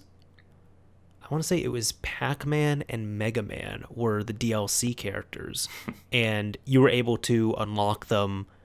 Just like I did it on the Xbox 360. I think you could do the same thing on PS3, but it was just a patch that you put on the disc, or it was some files you copy over if you have a JTAG or RGH system, and without having the DLC or anything, you have the characters that are playable right there. Oh, that's awesome. You're able to do it on a console version like that. It's very cool. Mm-hmm. Yeah, I think if I remember correctly, I think the PC version, technically you couldn't, because they were actual downloads. So like if you bought a DLC character, you had to download that character itself as opposed to just a unlock key. That's kind of hilarious because it shows how bad Street Fighter V of a launch was anyway, because they actually got a lot worse with their security, which is interesting to hear. But with Street Fighter V, really? Yeah, like they had a fight money system, right? So people would it's an incentive to play the game, do these challenges, you get fight money, and then you can spend that fight money, vast sums of it, to get some DLC for, a reduced price or free or something like that. But it was all totally client-side hackable, so you could get these trainers that made you win unlimited fight money and unlock all the characters even though they were paid DLC. But apparently the net team for Street Fighter V was like one person, so it kind of explains all that, I guess. It's funny how that ends up happening sometimes. I feel like, I don't know, okay, when did Street Fighter V release? I feel like maybe around 2015. 15. Okay. I would say Capcom's been getting better since then. We've gotten Resident Evil 7, we got Resident Evil 2, we got a few other games in the mix there. They've been getting better. Yeah. Well, better in everything except fighting games. That's my opinion, because I'm a salty, sadly, don't like Street Fighter V person. No, I totally understand. I guess I'm one of the people, or I'm just looking at it as like, how they're releasing their new games and such. And I loved with Resident Evil 2, for example, which was a fantastic game. Like, did you play the Resident Evil 2 remake? Haven't yet. Have to do it. It does look absolutely incredible. Oh my goodness. Resident Evil 7 was incredible. Resident Evil 2 remake was excellent. And I loved both of those games when I played through them. But I know with Resident Evil 2, do you know the homebrew Resident Evil 2 remake project that was going on? I know Resident Evil 1.5, but not 2. So, for years, people were begging Capcom for Resident Evil 2 remake, and they were wanting it ported or remade somehow. And there was actually a team of people that was working on Resident Evil 2 homebrew remake. And they ended up releasing some footage, and it looked incredible. And then they went dark. And they came out later and said, guys, we regret to inform everyone, we're sorry if you've been looking forward to this project, we're going to be canceling it. And everyone freaked out because they're like, oh my God, this is all Capcom's fault. It's Capcom. And then they actually came out and said, they're like, no, it kind of is. But listen, like, Capcom actually approached us and they said, hey, look, from what I'm summarizing it here, it might be kind of poorly, but from what I understand, Capcom approached them. They said, hey, look, we love what you're doing. We don't want to issue anything legal towards you all. But look, we are actually in the works of remaking Resident Evil 2. What you all would be doing would technically be a conflict of interest, but we don't really want to end this on a sour note. We would really appreciate it if you all stop development on your project. In return, we actually would like to fly you all out to our headquarters, all expenses paid. We'll give you some tours and all that, and I think they even gave them the opportunity to work on the game if they really so wanted to. Wow, that's pretty incredible, actually. Yeah, but Capcom took the major high road on it. They're just like, hey, look, we'll wine you, we'll dine you, we'll do whatever you all want. Can you please just cease production on your game? Because trust us, we're working on our own iteration. Well, it's good that they were trying to be for the fans. Certainly better than a lot of those other fan projects that get shut down and it's just a slap and that's it. Yeah, I know Sonic has, like, the Sonic the Hedgehog, there's been, like, he's... The Sonic account, like, on Twitter and on YouTube has jokingly talked about DMCAs and such towards fan projects. And it said, it's just like, hey, we're going to send you a DMCA. Nah, it's all good. Have fun with it. We think this is cool. That is cool. Yeah, and there's been, what else? We actually just covered this on Mod Chat, but right now there's Jet Set Radio Future multiplayer. It is a completely rebuilt from the ground up homebrew game for PC, and it is incredible. And I don't know if it's on Sega's radar, but if it is, I have no doubt Sega will probably just be cool with it and look the other way, like they have been doing with things such as, games being pressed on the Dreamcast years and years after the system's been dead. Sure, yeah. I never gave those Jet Set Radio games a try. Is it fun? Jet Set Radio, so I've only played about 10 minutes of it. My podcast partner, one of my best friends, Devin, he just flips the fuck out if you bring up Jet Set Radio. He said he's beaten this game 15, 20 times. He loves everything about it. So he absolutely loves it. He's not as crazy about Jet Set Radio Future. I love Jet Set Radio Future. There's nothing else like it in terms of the style, the gameplay, the physics on there, the music. It's such a unique and incredible experience. It definitely is a visually pleasing game from what I've seen of it. Mm-hmm. Yeah, so I would highly recommend if you're ever into it. I guess might just be best to play both and see for yourself. Devin vastly prefers Jet Grind Radio. I vastly prefer Jet Set Radio Future, and we have different opinions on that. Got to give them a shot. For sure. Yeah, I know on aside from Street Fighter and that, has there been anything else you've been playing? Mainly just tinkering with the retro systems lately. Ooh, what have you been doing? Well, I recently installed. I've had my Phoebe in my Saturn for a long time, but I just recently installed a GDEMU into my Dreamcast, and so right on. When you get also, that I done, might need you to move. Oh, there you go. Oh yeah, sorry. I was looking behind me at the game shelf, thinking, "What have I been playing?" I know how that goes. Yeah, so when you get one of those things set up, it becomes a task of getting the SD card set up as well, with a whole bunch of disk images in the particular way, and so you spend a little bit of time with the games as well, just making sure that everything's working well. Forgive me, I paid about half attention. You said it was the Phoebe, and is the Phoebe the Saturn one, you said? Yeah, Phoebe is for certain types of Saturns, so definitely the later Saturns take a Phoebe, whereas the early Saturns and some of the Model 2 take a Rare. Rare? Okay, there we go. Yeah. Gotcha. I think... Damn. My dog just knocked on my door, so... Yeah, didn't expect that to happen, but no, I think, what was it? I have a couple Saturns. I think they're really awesome systems. I think the thing for me that makes it a little difficult to play is that I have no nostalgia towards them. I got my first Saturn in 2014. Sure, yeah.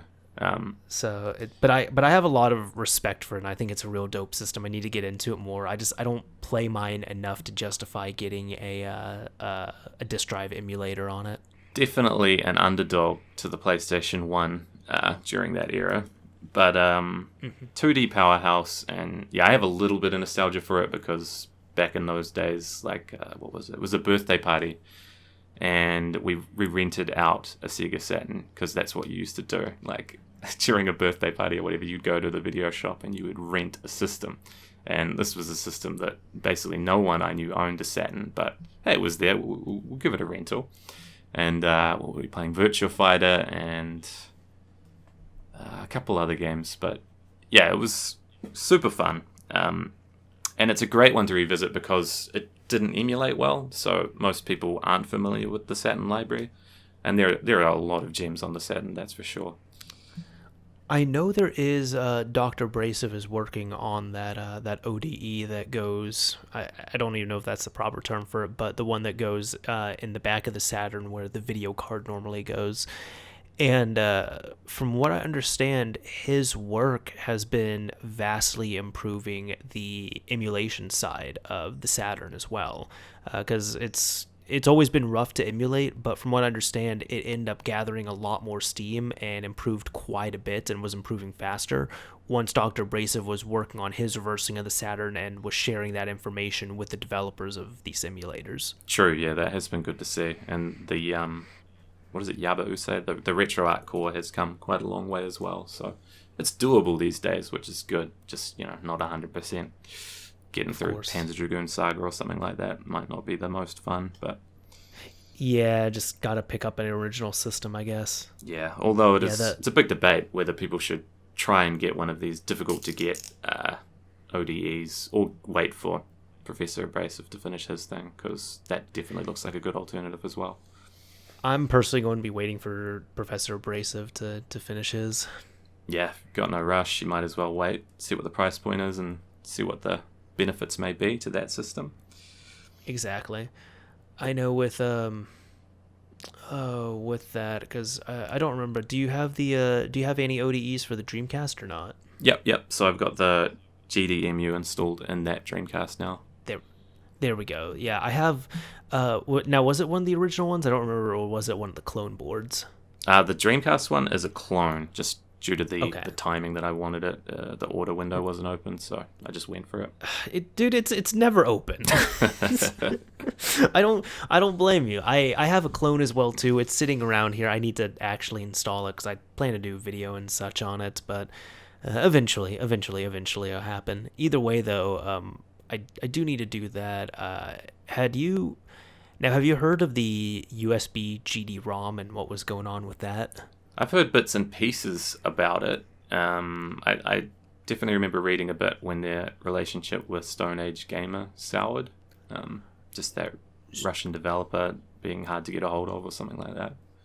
So from what I recall, because I actually had to read up on that again, there's different developers between GDEMU and USB-gdrom, and the situation you're thinking of with the Russian developer, from what I know, is actually the GDEMU. But the USB-gdrom, that's a different developer, and it's the same idea except using a USB drive as opposed to a SD card of some kind. And from what I gathered on that, recently at one point, he ended up putting a time bomb in the firmware. And if you did not, essentially, you would get your firmware and it would expire at one point. And when it expired, you had to contact him and he would craft up a new firmware and send it over, and then you can continue playing. Just like flash cards all over again, huh? Yeah, except you're dealing with a, $250 device that you probably had to wake up at 3 a.m. to purchase. Sure, yeah. It wouldn't be fun. Yeah, so he did get backlash behind it. Apparently, he did release... The latest firmware update does not have a time bomb in there, but it just leaves a lot to be desired on that. And he was stating it was done for clones and such, but it's just...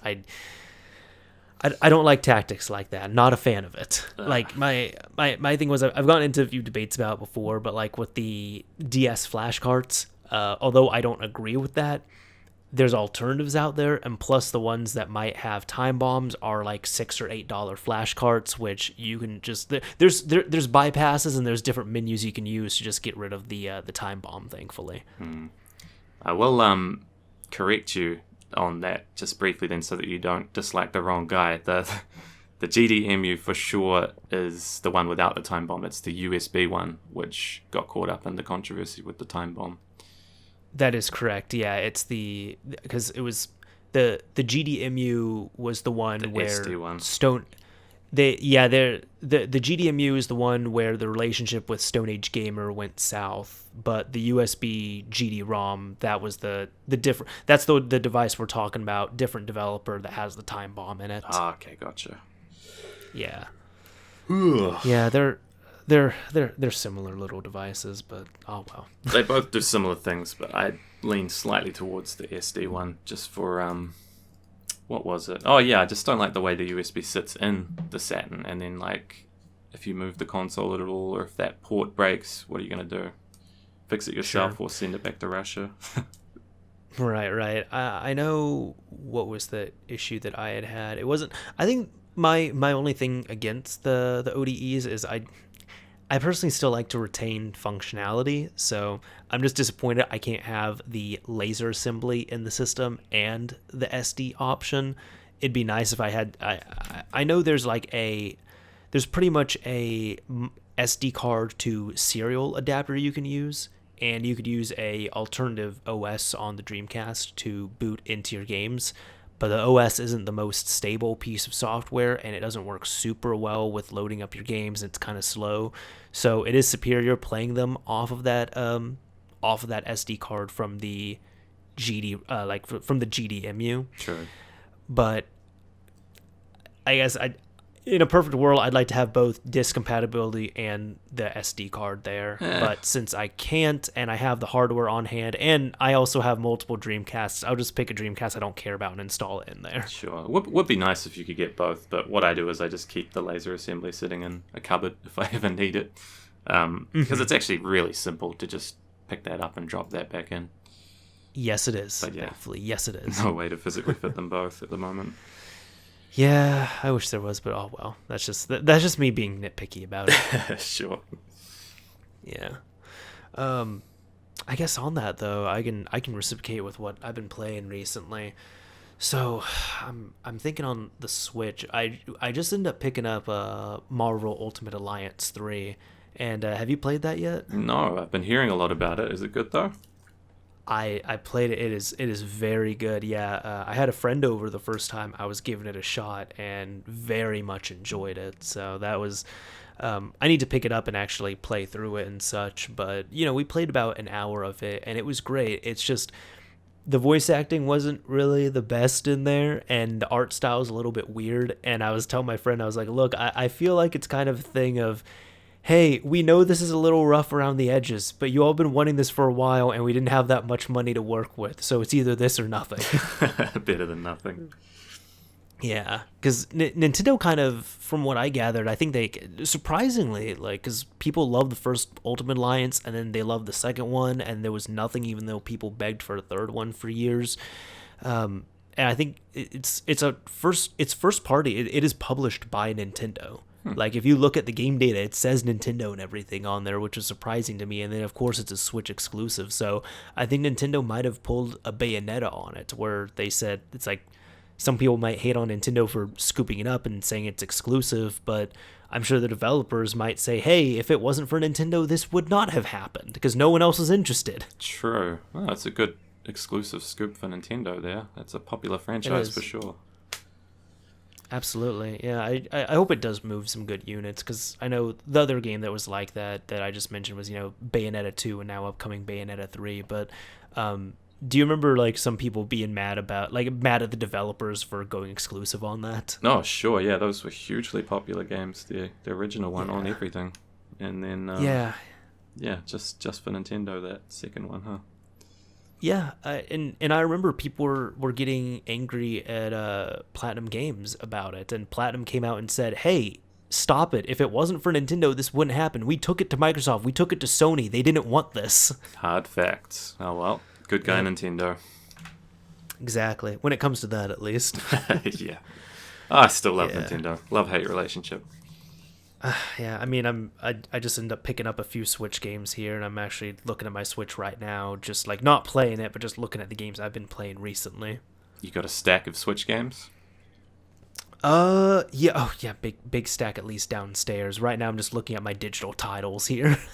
eShop is so good, eh? There is so many amazing indie games on the Switch. It's actually really difficult to keep up month on month. The amount of new stuff that comes out on Switch, it's unreal. I am so happy that Sega Ages Virtual Racing came over to the US store, because I am too lazy to open up a European or a Japanese account, and it came out for $8. I bought it as soon as I could. It is great. All those Sega Ages games are just such amazing pieces of work, eh? Incredible. Yeah, I know M2 has done a phenomenal job on them from what I've observed, and the details that I know, like Digital Foundry has really put into their reports looking into them. Yeah, they are beautifully done, and M2, that My Life in Gaming doc or whatever, just awesome. Like they're incredible. Unfortunately, I don't think I saw the My Life in Gaming doc. I saw the Digital Foundry doc though on virtual racing, because I have a weird affinity for virtual racing for some reason, and I don't know why. It's a fun game, right? It is, and it looks like a nightmare world, and I think that's what I love about it so much. Yeah, good gameplay in that one, if I remember right. Yes. Yeah, no, it's been good. So I tried that a bit, but out of like the stuff I've been playing on Switch, at least I've been playing a bit of Trials Rising. It's not the best port on Switch, but it is fun. Mario Tennis Aces, I actually just picked that up because I was at a friend's house a few weeks ago and he introduced me to it. Like, so I actually played it and I thought it was great. And I realize now I like non-realistic sports games. Fair enough. Yeah, I had a blast with Mario Tennis Aces just as a local multiplayer game. That used to be my thing with streaming, was that I'd have guests around and we'd play local multiplayer games together. So Mario Tennis and things like Bomberman, always a good time. Right on. Are you talking about the Bomberman on Switch? Nah, on the SNES Classic, like you'd load on Super Bomberman 4 or something like that. Gotcha. Yeah, I need to play those ones, like actually give them a fair shot, because I was playing Super Bomberman R on Switch, because it was like the only other game I felt like picking up on launch outside of Zelda, and it was overwhelmingly okay. I played that on Switch because I was thinking, hey, this has got to be great, right? But then the AI, I don't know if I patched my game or not, but the AI was insane. They were way too overtuned. It was ridiculous. Yeah, I know it did get patched, but like my girlfriend and I were playing through it, and we were just like, oh, we're having a hard time, but we're eventually getting through this. And then I remember like I had some friends play that with me, and we were experiencing the Joy-Con issues at that point. Oh, good times. Yeah, you just can't win, man. You just can't win. Yeah, I remember seeing the bots in that game like going up and down in a very AI-only kind of way. Yep. The last, at least, Switch game that I tried out recently, I've heard very good things about it. Finally tried it. It was Devin and I were playing this when he came over. But Windjammers, I picked that up physically on Switch a while back and got to try that with him. And that is a fun as hell game. The name rings a bell, but I haven't tried that. What kind of a game is that? It is essentially intense tennis with a disc instead of a ball and racket. It sounds interesting. I'd recommend picking it up. It came out on Vita. It came out on Switch, of course. I think it's come out on a few other platforms. I think my thing was we had played around with the settings a bit. My only complaints were like when you initially launch, it goes into 4x3. It's not an emulated version, because I think there was a older, like, it's inspired by a very old Windjammers that came out on a previous system. Okay. I don't know the history behind it, but from what I gathered, that was it. And when we were playing it, by default, you have scan lines, and it's in 4x3 mode. And then I disabled scan line, changed it to 16:9. But the problem is, I think they do the scan lines on purpose because the image was just way too soft. Yeah, and I even pointed that out to Devin. I was like, this doesn't like... This should look sharper, right? And he's like, yeah, no, I was about to say the same thing. It looks soft. Let's turn those scan lines on. It must be to do with the native performance or something. If it came from the arcades, that might make sense. I guess so, but it looked like an actual port because, they adjusted all the buttons and such on there. It's weird. Yeah, it's strange. I don't know, maybe someone in the comments can explain that a bit if they know more on it. But aside from that, the other games I've been playing, I did end up... what was it? For some reason, just one day I was out and about and I said, I feel like finally cracking open Watch Dogs 2 for the first time. Really? How'd that work out for you? It was great, actually. I had to patch my PS4, and then I had to download a 12 gig update, and then I was able to play it. But it was actually really enjoyable. And I will say it was a little bit intense because there was a lot that's going on at any given time on that game. But I enjoyed the first one. It took some time to get back into, like, have you ever played the first Watch Dogs? Never. So I'll say this: what got me into it was the first few times I tried it was not crazy about it. Like it was okay, but what really got me into it was one day I was bored. I said I have nothing really going on. I was listening to podcasts while walking around the map and doing like hacking the towers and getting all my abilities and such as I could. And then after a few hours, when I was done of doing that, I upgraded myself as fast as I could. And I was like, okay, cool. Now I'm super overpowered. Let's start the first mission. And I started just kind of burning through it. And it's a 5-act game. The first act is not good, I'll tell you that. But if you can trudge through the first act, which isn't that long, the game gets really good after that. And I really recommend it after Act 1. Sounds interesting. Like a Grand Theft Auto for hackers or something. That's what it was. It was Grand Theft Auto for hackers. It took place in Chicago. That was like right at the peak of the Chicago drill music scene. It was awesome. Sounds cool. Yeah, no. So Watch Dogs 2 was fun. Like the few hours I played of that, and then aside from that, the only other game I'm really working on right now, or I'm actually trying to beat this. It is, I believe, The House in Fata Morgana. That's what it's called. It's a visual novel on Vita that I'm playing through right now. That sounds right up my alley, actually. Yeah, I've been into the visual novel thing. I know you and we talked about this a little bit before, but I've been getting into those a bit since Death Note. Well, Death Mark. Yeah. That's it. Yeah, which by the way, that is I got my girlfriend onto that. That was the first game she beat on her Vita. Oh, nice. I'm still in the early moments of that game, but definitely on my list. Short-term list. Yeah, I played it on PS4. I've beat it already once. I borrowed it and played it on PS4. And the whole time I was wanting to have it in handheld. So the only reason why I picked up on Vita was because my girlfriend wanted to play it. I didn't have it in my collection also. I said, cool, let me get it on here. It'll give me a good excuse to replay it. If I could like go back and like if her picking it for a system wasn't in the equation, I probably would have just picked it up on Switch because I really wanted it in handheld because I just don't like sitting in front of a big screen reading text for hours on end. Sure, yeah, no, it's not a good fit. Yeah, so I would recommend play it on Switch, play it on Vita, or maybe a laptop or something, not just to you, but to anybody who might be listening. But the one thing the PS4 did have on it was when I was playing it, I was playing it in my basement with the lights off, and there were a few times I had to stop because the sound on it is great, and I'm a very imaginative person when I'm reading things.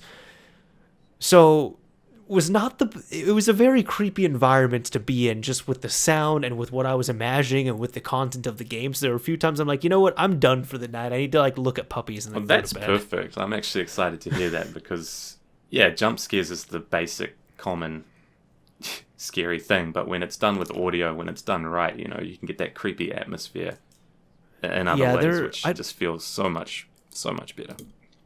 Yeah, I can say the game did not have any jump scares, but it did have a few moments where it was kind of like I kind of had something like that where I got surprised, but it doesn't rely on jump scares, and I was very happy about that. That's cool. Because jump scares are just they're just such a cheap, stupid tactic. Exactly. Yeah, totally sick of those. Yeah. Exactly. How's that house one? You mentioned the house on something. Oh, yeah, the house in Fata Morgana. I believe... Let me double check the name of it, but the house in...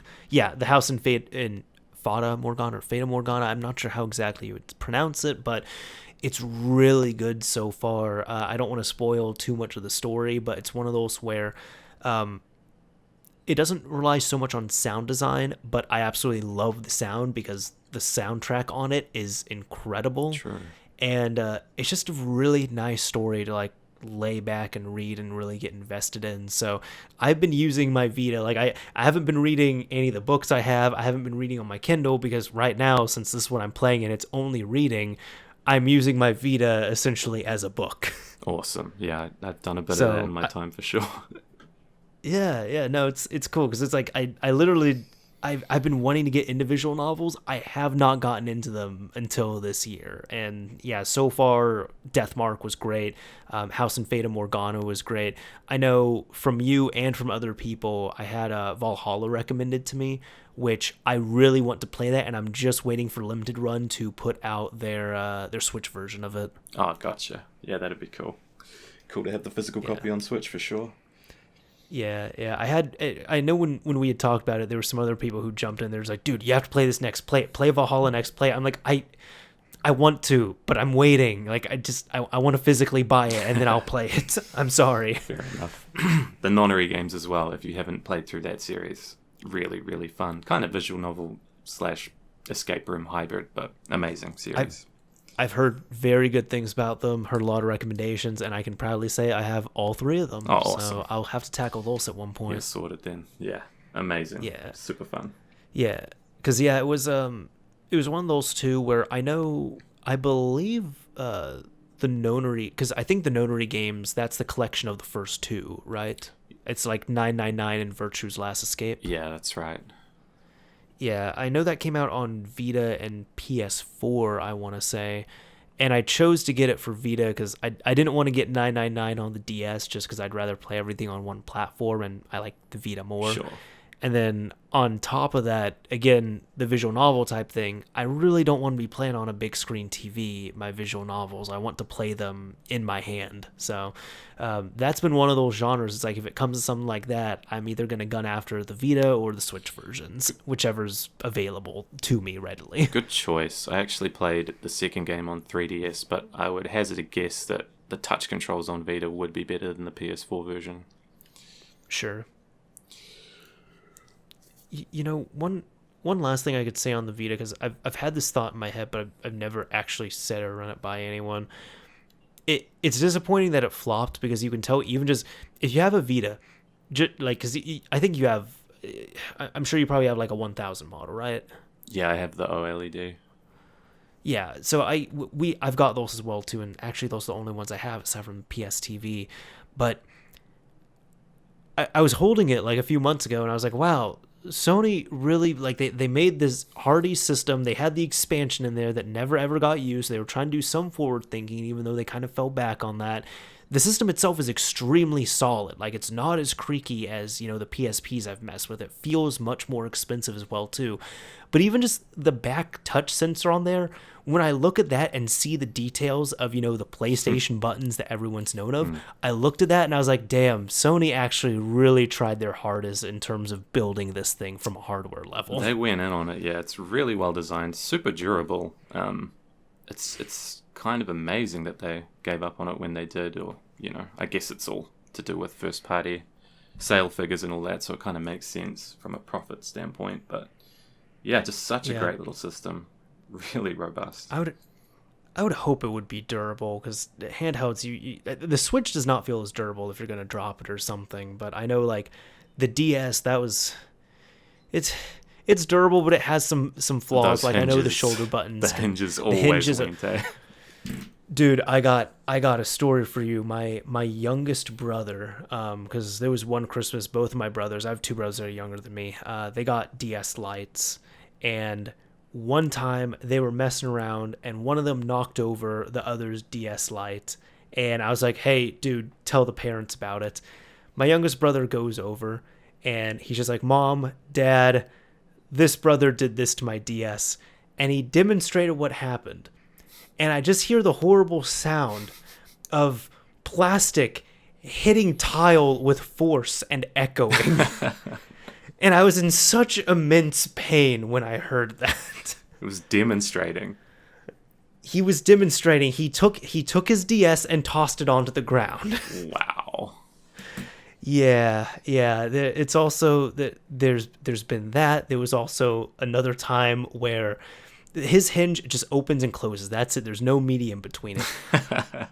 But one time our parents were telling him, like, hey, dude, you gotta be really careful with this thing. If you break it, we're not gonna get another. 2 minutes after they have the conversation with him, he drops it on concrete. That's the only way to learn, is to not replace it for him, eh? Like, yeah, and it's one of those. Have you ever had it where it's like, your parents, they're really disapproving and they're so mad at you, but they can't get mad at you at that point, so they just tell you get in the car or go to your room. They quietly tell you that's what happened there. Yeah, I guess so. Oh, it's the worst way to try play a DS is when you've got no hinge and it's just flappy. Yeah, but I think at this point, the next time I do see them, I think I'm going to treat them to some new DSs, because now it's actually getting to the point where they're wanting to go back and mess around with the DS Lite again and their games on there. They're having a really fun time, like running through what they used to play and such.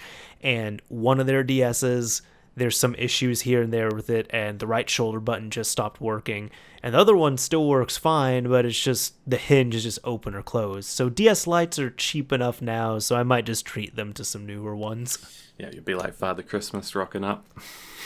Exactly. My goal has always been to be the cool older brother. There you go, man. That's an awesome idea. And there's still so many amazing games on the DS too. You chuck a flash card in for them, they'll be set for life. Exactly. Oh man. Anyways, I think that's it for me for the games I've been playing. Is there anything else you want to add in? No, I'm useless. I just I got to force myself. That's what I do with streams. Like, if I ever get to the stage of scheduling streams, which is where I want to be, within 6 months I might have a schedule all figured out or something. Then I'll be able to force myself to play games, and maybe I'm uploading once a week and streaming twice a week. Who knows? But if you have that schedule, that'll force the game time from me, because my time's split pretty thin sometimes, and the gaming time is pretty sacred. But yeah, I've got big goals. The retro thing is a big one. Like, that's kind of what I want to do with my stream, is have days of just playing a single retro game. Try and finish that game on stream. So yeah, I'll tell you, I'm not a big stream watcher, but I would love to see you dish out some retro content. Yeah, it's definitely in the pipeline, because so much to talk about. Mm-hmm. Yeah, I know. I don't think you re-uploaded this anywhere, but if you remember your PS Classic video you did, I actually really enjoyed that one. Oh yeah, PlayStation Classic.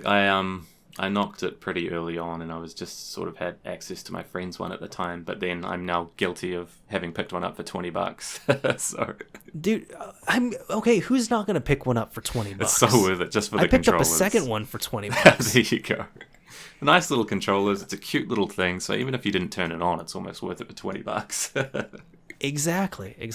You can justify it as $10 per controller and a nice little decoration, or $1 per game, or divvy it up however the hell you want to. But $20 is that was a discussion I had on Mod Chat as well recently too. It's like the true value of the PlayStation Classic is $20, because that is the price point in which it started to somewhat fly off store shelves. Yep, you make a good point there.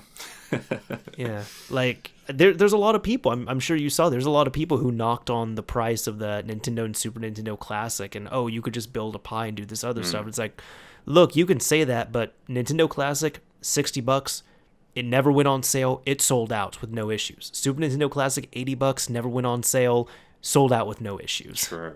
Yeah, and PlayStation Classic at that price probably comes in under a lot of the most popular Pi builds, doesn't it? So, extremely competitive. Exactly. Well, I mean, with the PlayStation Classic, you get everything running out of the box. Well, okay, everything aside from a power cable, but it's just micro USB, so you probably have 20 of those lying around your house at minimum. Yeah.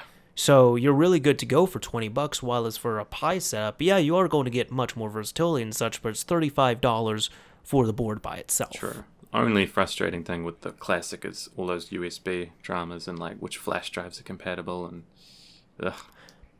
it's a rabbit hole. I do need to update my auto. Well, I need to try Auto Bleem, and I need to update my Bleem Sync. But apparently, as of the more recent updates, you can just use an OTG cable, and at that point, you don't run into the USB issue anymore, because you just use the OTG cable on the back of the system, and you plug your power into that, and then you can plug any USB drive into it. It's a good workaround. I'm hearing that frees up two-player stuff as well, so definitely the way to go out of the box by default. Yes, it does. And then there's that USB mod or something you can do, right? But that sounds a bit too complex. You're talking about the one where you essentially just like kind of bridge a few points on the board, and then you can hook up any USB? Yeah, I've heard it like increases the power or something like that. Yeah, I've thought of doing that, but for my own PlayStation, I might, because now I have two. But for my own, I wanted to keep it to as much of a user experience as I could with, to do videos and such. So that way, it's like, oh, I don't have a advantage over other people's hardware. It's like I'm on the same playing field, so I can diagnose things and run into issues, and run into the same things that others are going to. Definitely very beneficial to do it that way. Mm-hmm. Yeah, it works out. Oh, man. Anyways, this has been, I don't know, this has been awesome 2-hour podcast. This went on longer than I expected here. But I guess to outro you, Skullator, where can people find you online? Yeah, so look me up. It's the Homebrew Crew on YouTube, or Skullator NZ on Twitter or Twitch, probably the best places. I will take all three of those, and I'm just gonna put the links down below in the description on YouTube. So if you're watching this, or if you're listening and you come to the YouTube side of things to check this out, all Skullator's links are going to be down below in the description. So I definitely recommend checking them out and subscribing as well too, so we can get those numbers up. Oh shucks, thanks Mario, you're the best, and I gotta say, man, keep doing what you do. You're an inspiration. It's so nice to see a homebrew channel that's made it to 100k. Sure, we've got like Modern Vintage Gamer, he's up there too, but you're out there. Yeah, you're the one, man. Well, thank you, I appreciate it. I don't want to be an inspiration. I never sought out to be an inspiration. You've seen what, like, nobody who finds Fat Man funny should be an inspiration to others, all right? But this is the fucked up humor that I have. Oh, nah, man. It's definitely the word I would use as inspiration, because I was thinking, like, should I come back to YouTube or shouldn't I? But then, you've made it work, so yeah, there's hope. Well, thank you, dude. I appreciate it, and yeah, I know it's just I've been trying to whore out your channel as best as I could here and there. So I know, again, I'm happy to definitely see your numbers getting up there and everything, because you do good stuff, dude. Cheers, man. Yeah, I just gotta get active again, and I can feel, like, with this custom theme video that was just put out, I can feel the passions rising up again, so can't be too far away. For sure.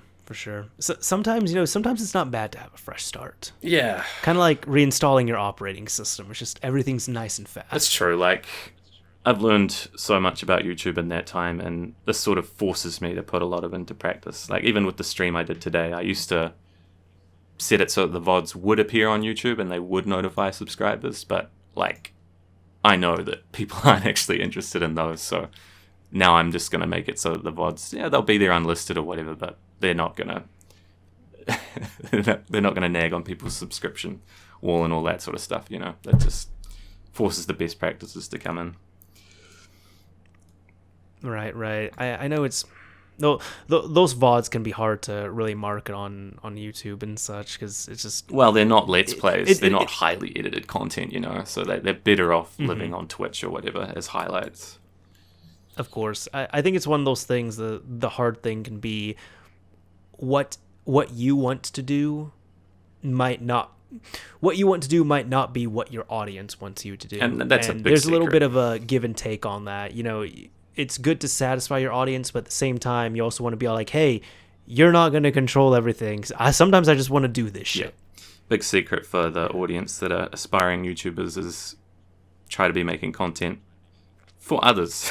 Definitely be thinking about what others want to be seeing rather than what you just want to be putting up, because that's where you'll find success is through search.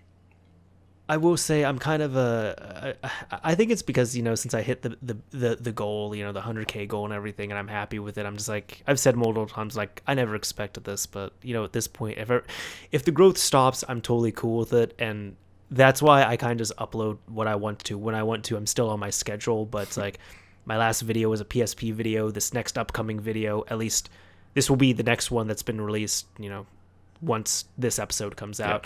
But it's another PSP video. They're not in super high demand or anything, but it's like, you know what? This is something that I'm interested in. I'm passionate about. I'm doing this stuff right now. I feel like recording this. And if I really feel like tackling this and I'm passionate about it, it's going to make for a good video. Yeah, it's good to have that balance. And when you've got that passion, it definitely shows through. So loads of people will be sharing it anyway. For sure. Sometimes I am going to do videos, to, snatch up something timely, like, the PS3 exploit updated tools, or like Vita stuff that comes out, or, whenever PS4 updates. But even those ones, I really don't mind lagging behind, because there's people who will come right out the gate with videos. Yeah. Most are bad, some are good.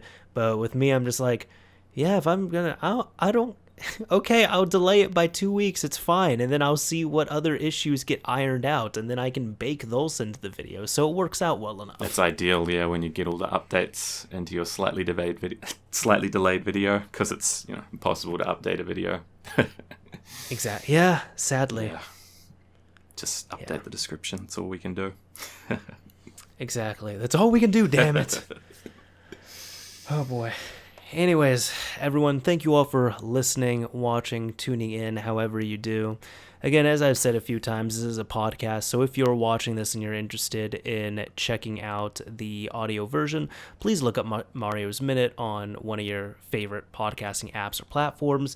It's available on most of them, not all of them, but most of them. And as for anybody listening, this is also available on YouTube, where it's just kind of available in a minor video form, and if you want to participate in the conversation, you can leave a comment. And one thing I do like to do, and I guess I'm going to lean on you a bit, Skullator, for this, but to see who made it to the end, I like to use a keyword. And if somebody uses this keyword in their comment on the YouTube video, we will know, because we can look at the comments and we can know they made it to the end. So is there any word you're thinking of which we can use as a keyword for this episode?